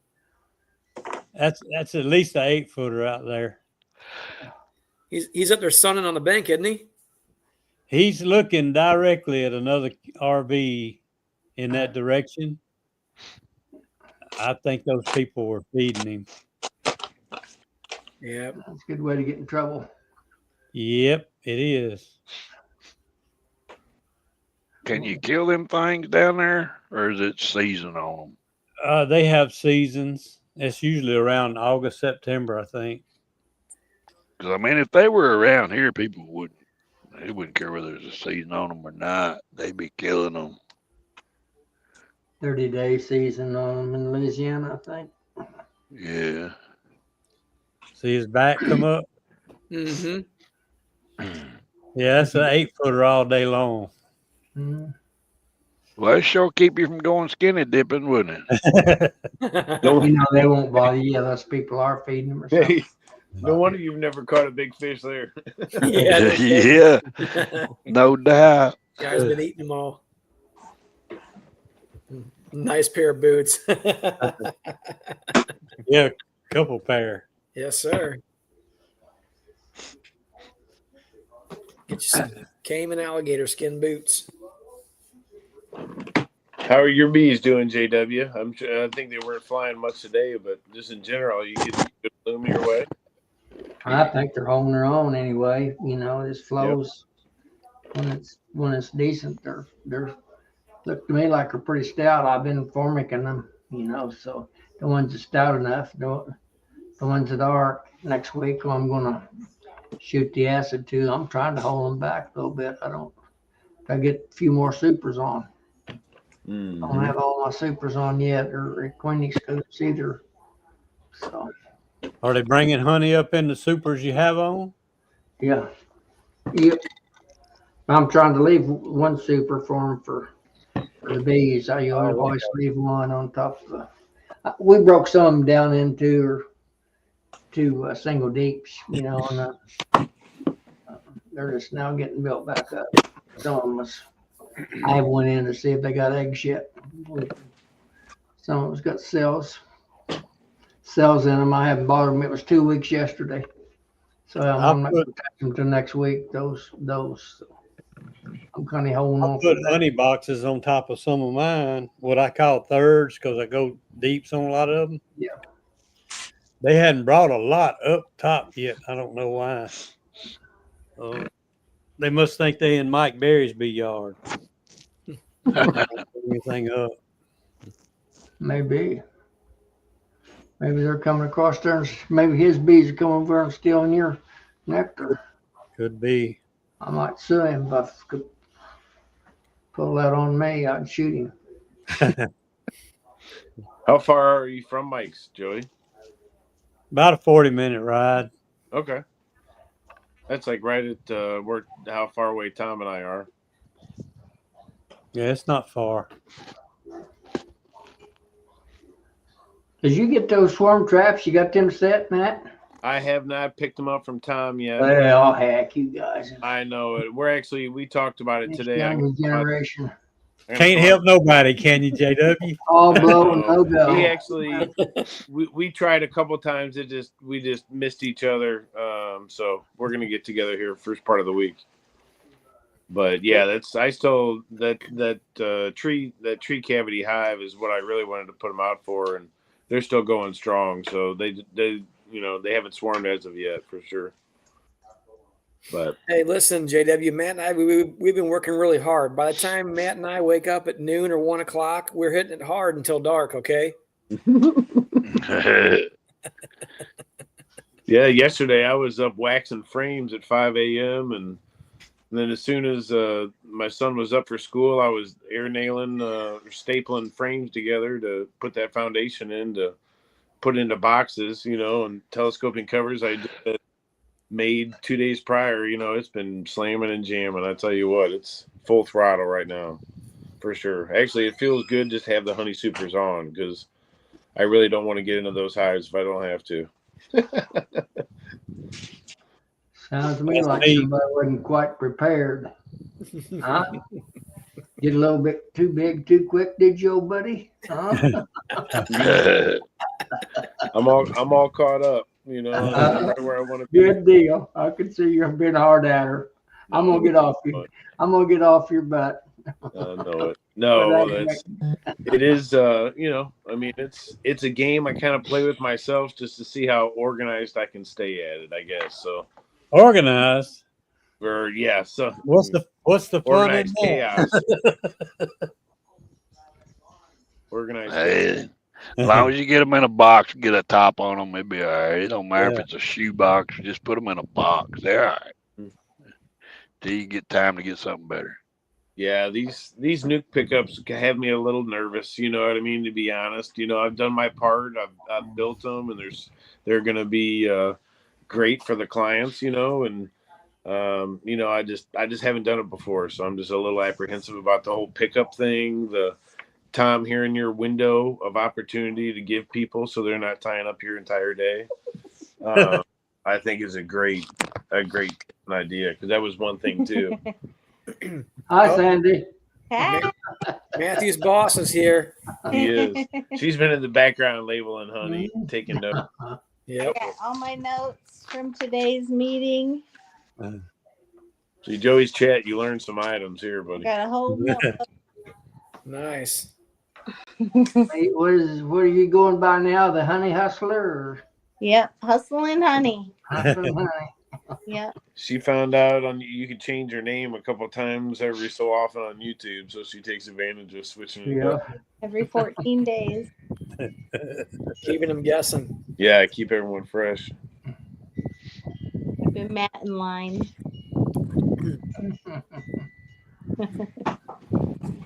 Good luck with that.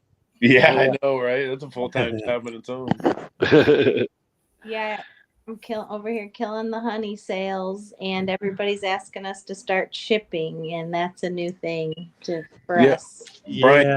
you do a fair amount of shipping, or Tom, do you do some shipping of honey too? Not I too hate much. I shipping. really don't want to mess with it a lot, but Yeah. I mean, I have. A It lot just- of boxes. It just Yeah. requires a lot more time for not a lot more money, and it just I don't know. I really don't want to mess with it too much, but I get it. It's a pain. It's kind of a necessary evil for us. My problem is it just takes me so long to put a package together and get it out. Like it'll take me 40 minutes to get a package packaged up correctly if I'm doing it right. Yeah. If I'm selling honey, if I'm shipping honey, because I sell in glass Right. and I ship in glass, and that takes a little extra thinking about. So it's a pain. If you sell in plastic, it becomes way easier. But have a system. That's what I would say. Have a space for it. Have a couple of different size boxes. Play around with a couple of different size boxes. Here's what we do. We save all the packaging from all the orders we have. We save all of our Amazon boxes. Yep. So we've got like closets full of just junk and mix and match, and it's cheap, but it's inefficient. So at some point, it becomes way easier to just go to Uline and buy a whole bunch of this particular size box. So Yeah. it streamlines the process. Yeah, that's what I was kind of thinking. We're at saving every box that we can possibly think would be good for honey containers to be sold in right now. I mean, Yeah. to give an idea. Yeah, we're still there, and we should be moving on from it. And we have some Uline boxes, but it's a pain. It's really like I'd rather, like, our business model is we're your local beekeeper. Yeah. I'd rather, if you're traveling from Philadelphia, go home and purchase honey from Nancy. She's a great local beekeeper in that area. Support your local beekeeper there. That kind of thing, so.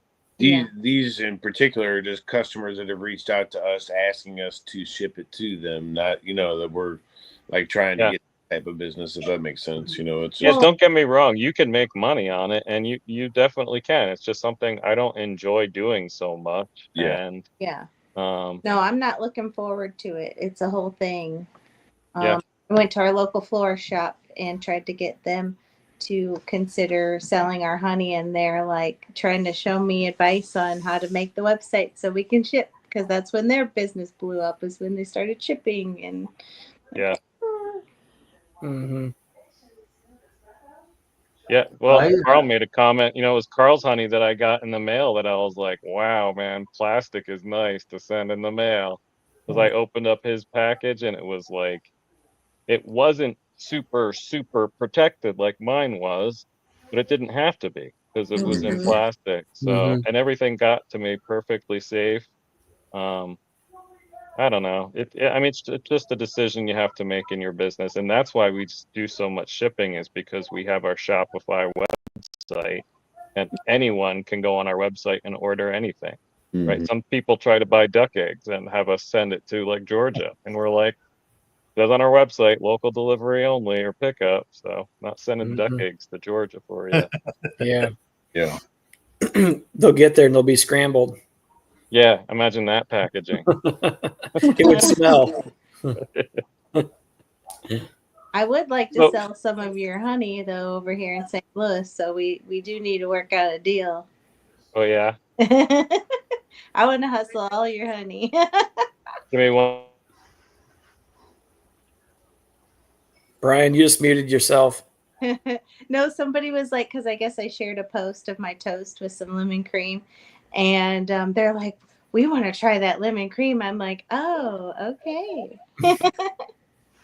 Sorry, I was telling Jen something about one of the chickens. You need to get that lemon cream locally. I've got some now, hon. Yeah. Oh, you Don't got some? go buy all that brand X stuff out of Colorado. Is that the dirty side of the river?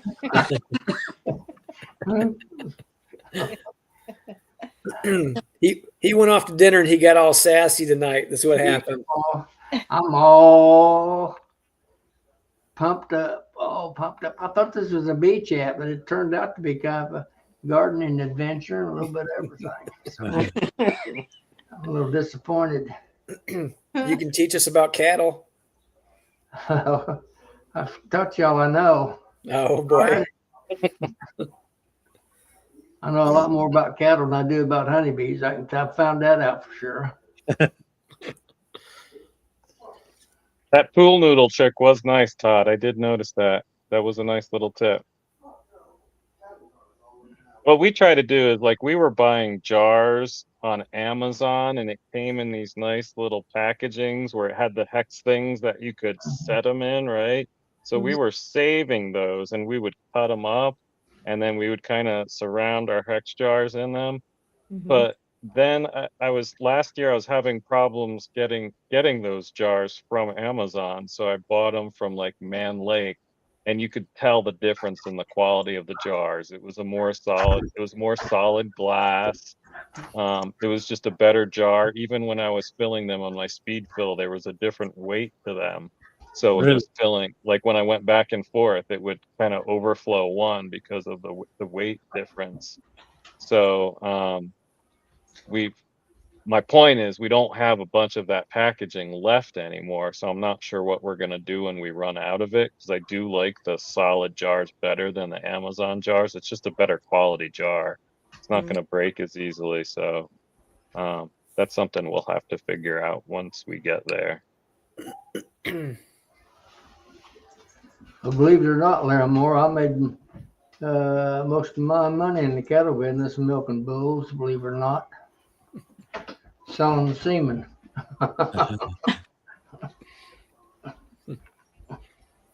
So it can be done, I can assure you. I have a product service tip for you. I'm not sure what to call it. I was jarring honey the other day, and I actually, before I started using my speed fill, decided to give it a good clean. And there's that white rectangular box part that the one hose goes into, and out comes the honey that goes on top of that little I don't know what to call it, the post, right? Well, I unscrewed those parts from that white box, and I saw some black mold inside there. So I was like, good reminder to like at least annually, maybe even more often, clean everything out, unscrew everything. And as you bought those, you got extra pieces of those. Like for me, I just threw out that one elbow that had the mold in it and just replaced it. But I figured many people have that product, and that's something that a lot of us can easily forget.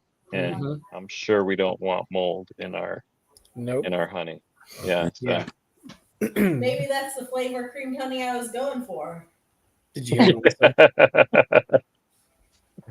You could do black mold. You could do all the different types of mold. You get a whole line. Hey, you could sell it as like a body cleanse, right? Yeah, like a probiotic. All kinds of properties. That's right. Yeah. Reinventing the wheel here. But yeah, our season starts next weekend, so Saturday, Sunday, till the end of October. That'll be my summer. Is that at a market? Yeah, we do one market on Saturday, another market on Sunday, and then we have couple of like weekend long festivals that we do just because they're so awesome. But the markets we found have gotten good enough that we've stopped doing add-ons. Like last year we tried to do a couple of add-ons and kind of spread ourselves too thin. And looking back at our numbers, we would have done better and experienced a ton less stress if we had just focused on our farmers markets for most of those weekends. But we do have a couple. We'll walk away from a Saturday, Sunday event really, really happy. So Mhm. they'll stay on our calendar. Nice. Yeah. Hold on, I'm Get gonna Matt get to work a market. yeah, I'm gonna get instructions. I gotta mute you guys for a second. That's code for he's getting yelled at because he got in trouble. Right. You know Yeah. that code talk, don't you? Oh yeah. Yeah. Jen is just lighting him on fire right now. Uh-oh. See, he's trying to smile like it's no big deal, Hey, but she's thank just you spewing him for out up and down right now. And she's a kind person too. You're not So I really- can't believe she do that. Oh, he's back on. Oh, I'll have to go back and listen to that.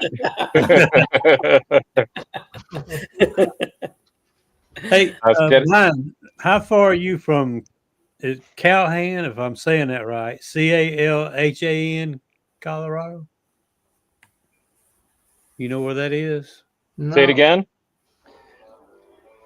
I think it's Calhan or something like Calhoun, that. Colorado. I've heard Yeah. of it. What's your question about it? I got a friend that lives up there now. Okay. What do I was they do wondering- there? Oh, I think he's retired. He just moved up there after he retired from here. okay. Um, That's actually not too far from Pete. That's kind of east of Colorado Springs. okay. If y'all was close, I was gonna get him to run up and try some of your honey. Yeah. Is he a beekeeper? No, he likes Okay. honey, but he's not a beekeeper. Well, I'm gonna extend the invitation. Last year, Russell Koopman's wife was the only one that took me up on it. Free honey to any no-life beekeeper that shows up at a farmer's market with Flower Street Farm. So one day, Sharon, I think her name was Sharon, and Russell's daughter show up right at our farmer's market. It was so awesome. Hmm. Actually, what I was trying to do is I was trying to meet John Mitchell. That's the whole reason I started doing that, because I was like, come on, come up and meet me, man. But we got to meet a different way. All again this year, any no-lifers come out. So I'll extend, if he comes up, Joey, just tell him to say he's a no-lifer, and I'll give him some free honey. All right. He'll get a full 55-gallon drum. Tell him bring a truck. You stole my line. That's what I was going to tell Brian. I'll be right out for Yep. a free barrel. Yeah. Hey, if we both go out, we each get a free barrel. Mm-hmm. That'll make it worth the trip, won't it? How much honey's in a barrel? How many gallons is that? 55? Is Yep. that right? Yeah, probably 53 to 55. 600 pounds. Yeah. Yeah. All right. You gonna go ahead and get it loaded up now? We can start heading that way tomorrow. Yeah. You bet, Pete. The three That's stooges right. will hop in a truck. That's right, Pete. You come up and visit me at a farmer's market. I'll give you free honey. How many barrels of honey can the Toyota haul back? Can we load her up 4 barrels? Ooh, that'd Are be you close. putting it in the trunk of the car? No, JW's good too. Oh, I'm just kidding. Hey Matt, can we borrow Sandy's 3 series? We're gonna run out there with that. Get a Yeah, couple barrels in the I back. could probably lay the back seats down and throw something in there. Heck yeah. Hey, listen, we can get it out with a skid steer. We'll just hook a strap around it and drag it out. No big Yeah, deal. there you go. The trunk opening's not wide enough. You'll have to take the big mama. Uh-oh. We can do that too. I won't say on here what I call them, but that's okay. You don't want to get in trouble. No, It's not white. It's off white. don't want to start anything. Todd's trying to provoke you. There's Boz. My buddy's kind of upset tonight. We haven't spent the whole night with him. He's been alone, ain't you, buddy? Look at all those strangers up there. Mm-hmm. I Yeah. want to hear him sing, JW. See if Ugly he'll folk. sing to us. You gonna sing? You wanna sing to him? You gonna sing a bit? Huh? Oh, wish Pete Bosworth, he's my buddy. Yes, sirree. Now, wish Pete Bosworth, he's the guy for me. Now, wish You guys been practicing. Alice P. Bosworth, Aloysius, Aloysius is the dog for me. He's getting really good. Nice.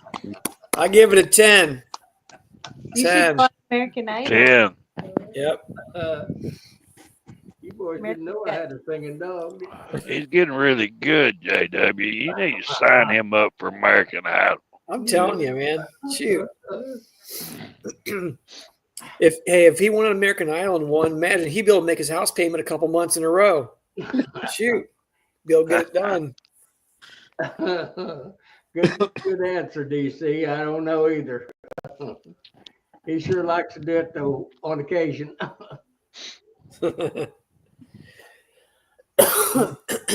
I normally get pretty good reimbursed for that now, Joey. So I'll be expecting a little tip. At least we got some talent in here, right? Mhm. Yeah. Well, don't seem like there's much bee talk going on, so we might as well sing about it, I guess. That's good. Oh, mentioning bees, you dirty side guys, I've got a buddy out here that's interested in a couple of nukes. You have any left over? Matt, you got some? I probably have an extra one or two. Yeah. Tom, if you don't want it, I could probably get it filled. Go for it, man. I mean, I probably could too, but if you need it, knock yourself out, Joe. It's Yeah, I all mean, good. it's Well, I don't know. Let me. He mentioned something last night that I picked him up and took him to that bee meeting I texted you about with me, and he said he's going to want a couple. See if I could come up with some. So Mm-hmm. you guys have to private message me and let you know what you want, and I'll form and I'll text them if you're out this way. between the two of us, we'll definitely be able to help you out. Oh, yeah. I'm just trying to help him out. It ain't nothing to me. I don't think I'm gonna make him anything up. We give him the family discount, which is a plus 25%. That's fine. That's what we give him the family, Right. family discount. You add 25%. Yeah, that's as much as you help me, I'm happy to help, you know. Well, I don't know what the world I've done except aggravate you. Oh, no, come on. So just keep that in the back of your mind. You have some leftovers, and don't make a special effort because he can come up with some otherwise too. So Yeah, there's if push comes to shove, well, I can make him up something. Especially if he gets some made stuff a little later. Mm-hmm. I have excess. I have about 24 mating out right now. I got more bees. I need to sell some bees. I got more than I know what to do with right now. You need to start 2 more yards, Matthew. I actually have 2 yards. I'm meeting with the farmer, and then I'm adding a couple hives just here in town, you know, just a couple blocks away from the house. But Cool. I got those 2 yards selected because I've really wanted to get in real tight with the farmers in the valley, and this guy farms about, I don't know, maybe 3,000 acres down there. So he does all the spraying, he does all the hay cutting, he does all the, like, this is the guy, Rich is his name, and he's all about the bees. I've been, you know, I befriended him, and we met once earlier in the spring, and I didn't like the location, so he's been scouting around a couple other places. So what is that? That's a hive tool.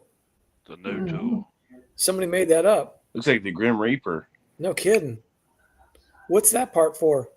Scraping? That looks to me like it would Pry poke the me. frame apart, lift frame up. Okay. Pry the frame apart, lift frame up. Yep. That would poke me in the pocket. No You kidding. can roll it like that, pick the queen up, marker, keep it in your hand. Mm-hmm. Did you make that, Mark? No, this is something I picked up at Kent's from it actually come from the bee barn out of Paducah. Now, what's that little tab on the back? Is that to keep it, like to set it on something? Put your thumb there. No. Other end. This? Yeah. Is that like a little thumb rest? That's just to pry the frames apart. Okay, I got you. There's the thumb rest right there. I got you. Okay, I got you now. I think it's gonna be perfect for like running queens out of the mating nukes. Just pop it open, pry it up, pick them up. Yeah, that's not bad. The only thing I see wrong with it is where am I going to put it when I don't want to hold it? Mm-hmm. Yeah. But I would also paint that. I'd also paint that thing yellow or something that you can see it easily. Yeah, it needs to be orange or something, don't it? You're gonna lose that, dude. That could wind try up. it out. That could wind up in a 4-wheeler tire pretty easy. Oh yeah. Yeah, or a tractor. The lawnmower will find that thing easy. Yeah. You'll hear it. I'm gonna try to keep it on my hands. I'll lay it out there with all them nukes and stuff out there, and then try to use it and see how I like it. Mm-hmm. We'll see. Yeah, Something new. My hive tool never leaves my hand. If it's not in my hand, it's in my little, my Carhartt band is right there on the side, and that knife pocket is what I use it for. But it seems like if I set it down, I'll lose it, or I'll waste time having to find it. That's why I got 20 of them. Yeah, that too.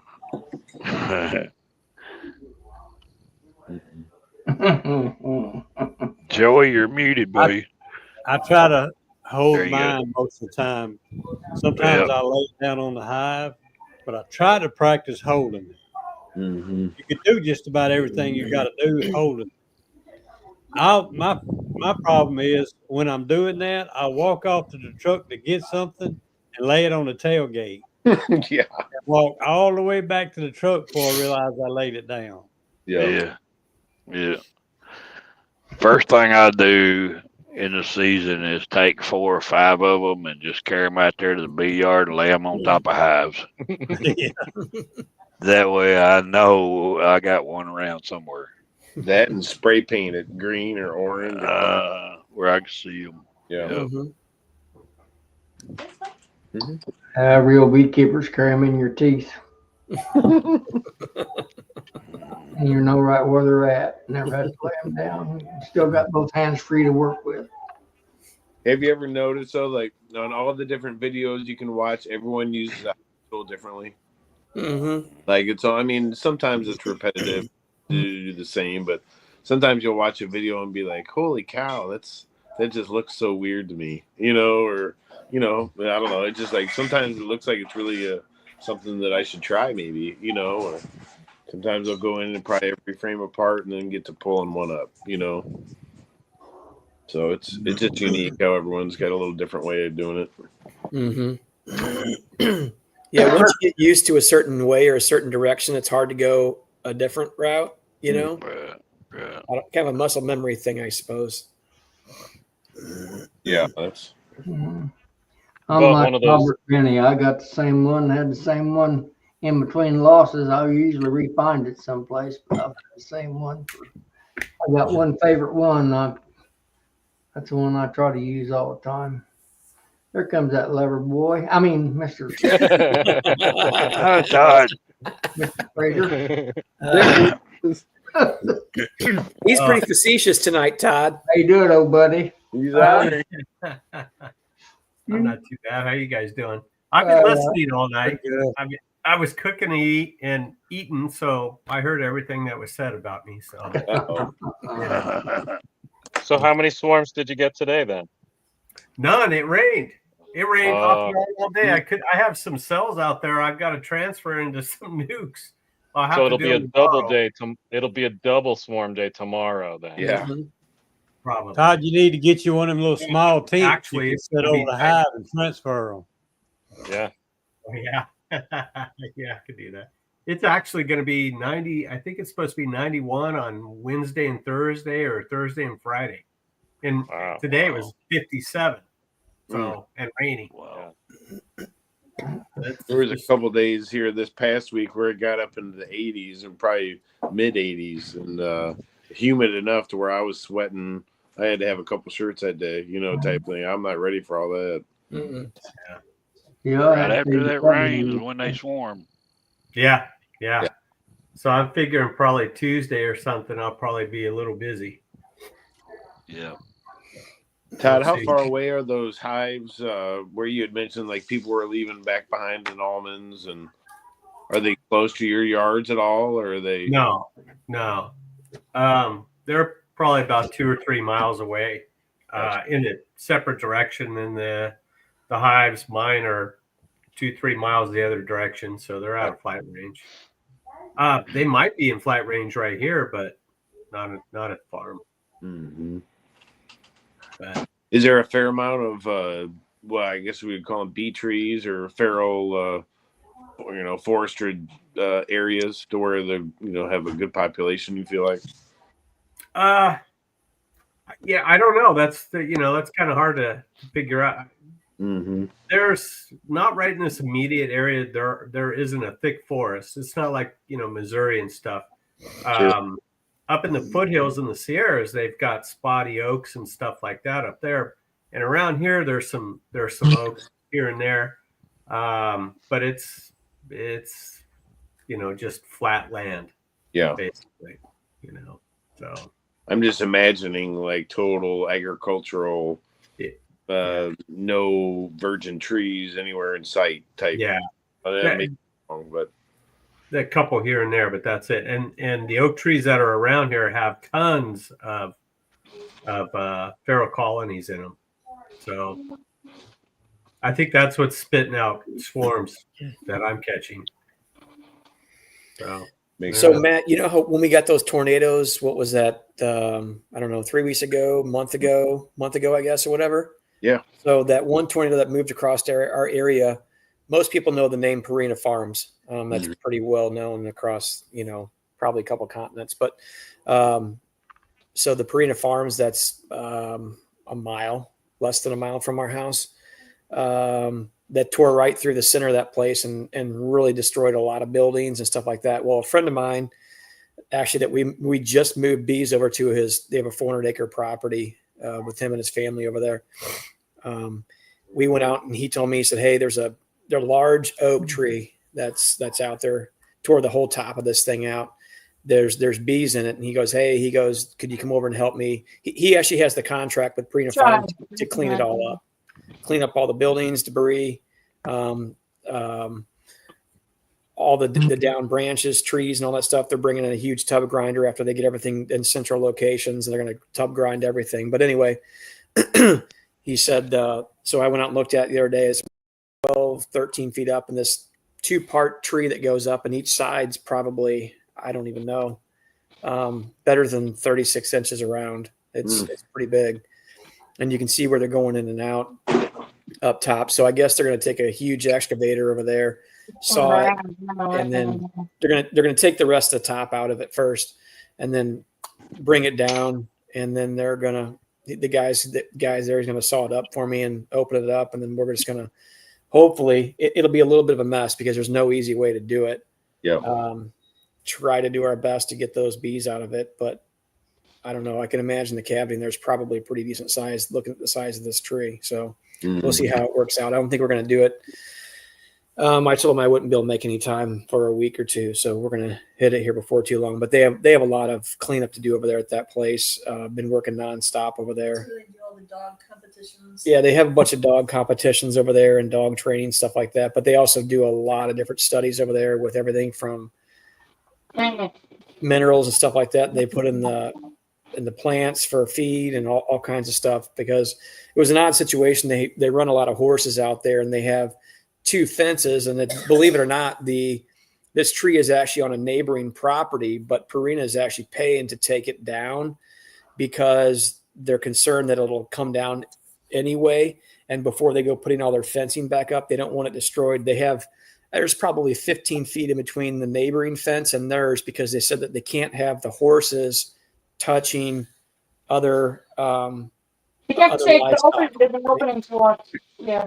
They have to be kind of quarantined, I guess, if you will. So Yeah, you're right. that'll be interesting. How high is the cavity off the ground? Maybe 12 feet. So we'll see how that works out. We've done some removals out of trees before, and they're not easy, and they can be kind of messy, honestly. And I don't know, they're not as much fun, but we'll see how it works out. So I guess you're going to wait until it's on the ground. Yeah, I'm not going to climb up and deal with it. So, I mean, that's their problem, not mine.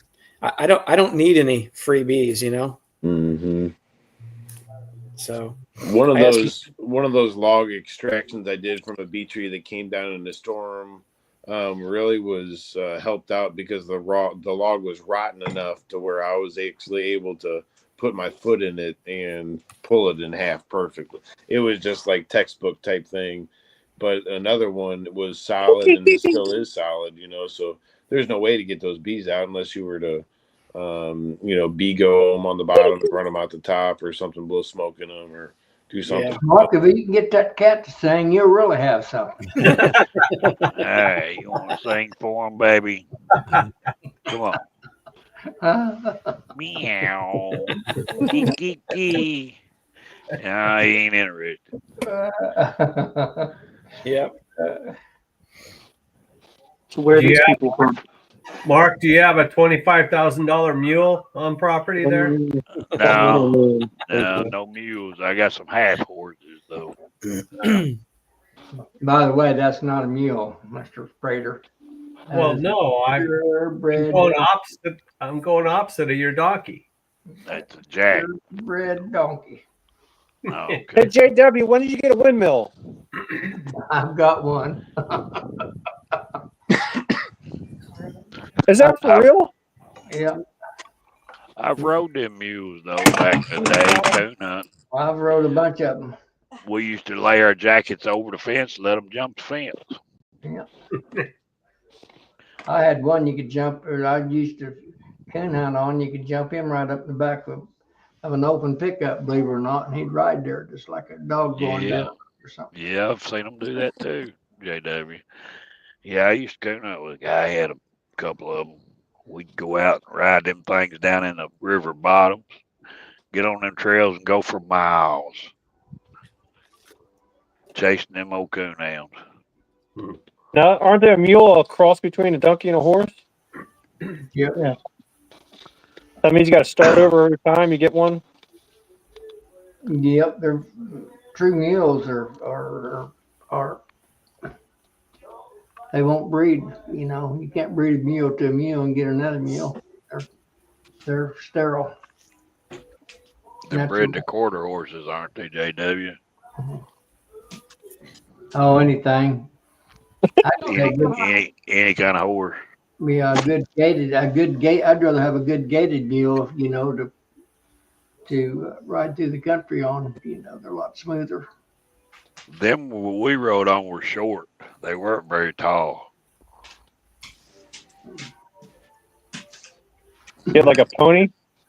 Most of them about 14 hands, 14 hands. Kind of like the ones you ride down going in the Grand Canyon, Mark? Yeah, similar. Yeah. I'm just imagining, I don't know, just seeing like movies of it. A mule is more sure-footed than a horse. You know, that's why they do that.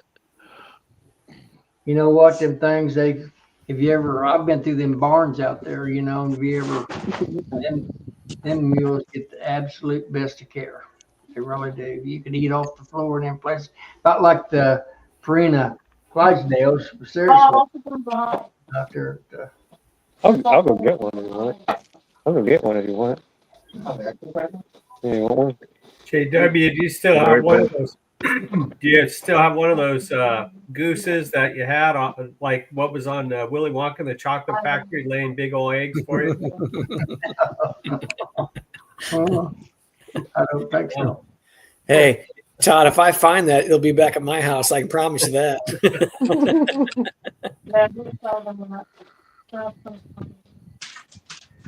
Start your camera. Start your Get that camera. thing cranking.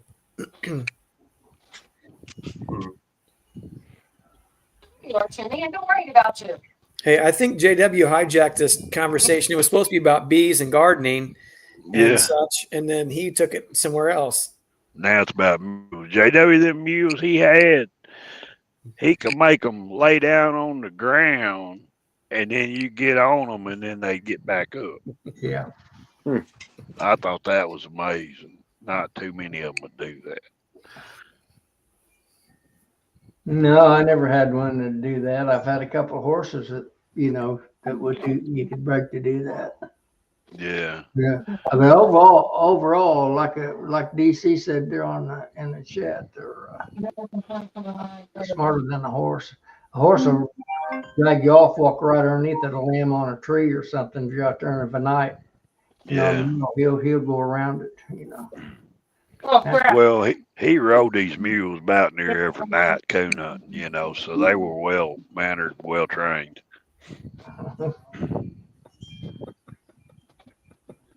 Go ahead and make fun of me there, Via. You'd be sorry. I think that was Melissa. No.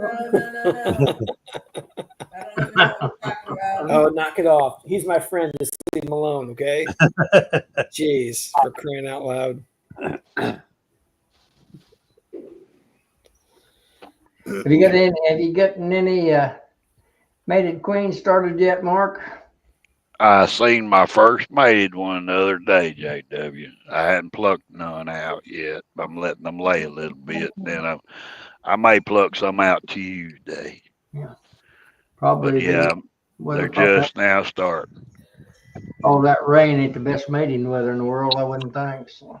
Yeah, it ain't been good, JW. It ain't. It's just now making headway. Melissa and I got one the other day that had just gotten mated and must have come back. She was in there searching in cells when I opened it up, and she must have just started laying because she didn't even have a full frame going. Yeah. That was off of that was off of balls. Can you do some with her? Whose attack dog is that? That's a killer right there. That growl. That growl. We don't hear all this when I'm hiding in the barn. I got Daisy Dukes. He's a pit bull mix, and then Bo Dukes, the Doberman. He won't bark, but anyway. Hey, bring Bo over there. I want to see him. She's a Does handful. he sing? Does he sing too? Come here, Daisy. Come here. She. Do you have singing dogs? Daisy, come here. Daisy. Daisy. We're gonna make this Joey's pet show and tell. Yeah. Boy wants to be a Oh, Yeah. She's a pit, and what else? She's a pit hound. Yeah. Pit She's a hound. sweet girl. She's the boss. Yeah. This is the real Sandy. That's He's the glass-eyed. Is she a snuggler? Hey, Matt, what kind of singing does she do? Let's hear her. We'll get Boz and her together. Yeah, you heard her. We're her heading on the there at road. front door, looking out at the park. She's a barker. She's a protector. I mean, Looks you like he's barely even on- get back on the the- door closed. on She'll the, want to come in there and lay there. Video, it looks like he's glass-eyed, is he? What's that? Blue-eyed, glass-eyed. The dog. The dog just came back from a party. I got a cat Leave her about that alone, color. okay? What happens at the party stays there. Yeah. Do you, now I know why you named that dog Boss, JW. Is that after Boss Skaggs? No, his full name is Aloysius P. Bosworth. Oh, Aloysius P. Boss. Aloysius P. Bosworth. I just let you guys call him Bos for short. There's that's a a cat pretty one. about the same color as that dog. Yeah, there you go. Yeah. It's funny because Daisy's I thought this got show was supposed a. to be about bees, not cats and dogs. I know, right? Hey, the only two things I have here that are closely resemble animals are twin 18-year-old boys. Yeah, I That got they're a one little of bit those that rowdy. at prom right now. Yeah. 3 dog night. Yeah. Oh, you're about right, Pretty Paul. much. Oh boy. W, you started it. Yeah. Well, Mark, I've got 17 at the farm, and 2 of them's got babies that I haven't found the babies yet, so I don't know how many total cats I've got. I got a bunch of them too, JW. I used to hate cats. Now I love them. Why is that? That's what happens when you get old and senile and mellow out. I've done the same I thing. I guess used it to kill is. every cat I come across, and now I'm loaded with them. Yeah. I used to couldn't stand them. Now, And I've if got a I pet groundhog now. I'm going to video him maybe in the next day or two and show you boys my pet Sammy. groundhog. yeah. Hey, yo, my phone's about to go dead, so I want to say goodbye before it just died on me again tonight. All right. You sound Matt, like you. good to see you, buddy. Buy One yourself a charger cord, Matt. I know. Actually, my charger's broken. I got to set it on a charger that charges it that way. So anyway, TW, get at me tomorrow, bud, or whenever works. So You can hold them phones and set on the charger, Matt, and it'll keep it going. It would be pointed at the ceiling. Yeah.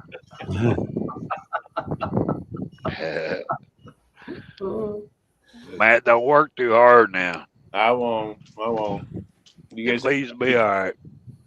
Be See you good. Easy, Matt. See you later. We're going Careful, on buddy. 2 hours and 20 minutes anyway. I think I'm going to go ahead and shut the chat down. I'm going to say good night to everybody over in the chat. Appreciate them coming. Thanks for hosting, Joey.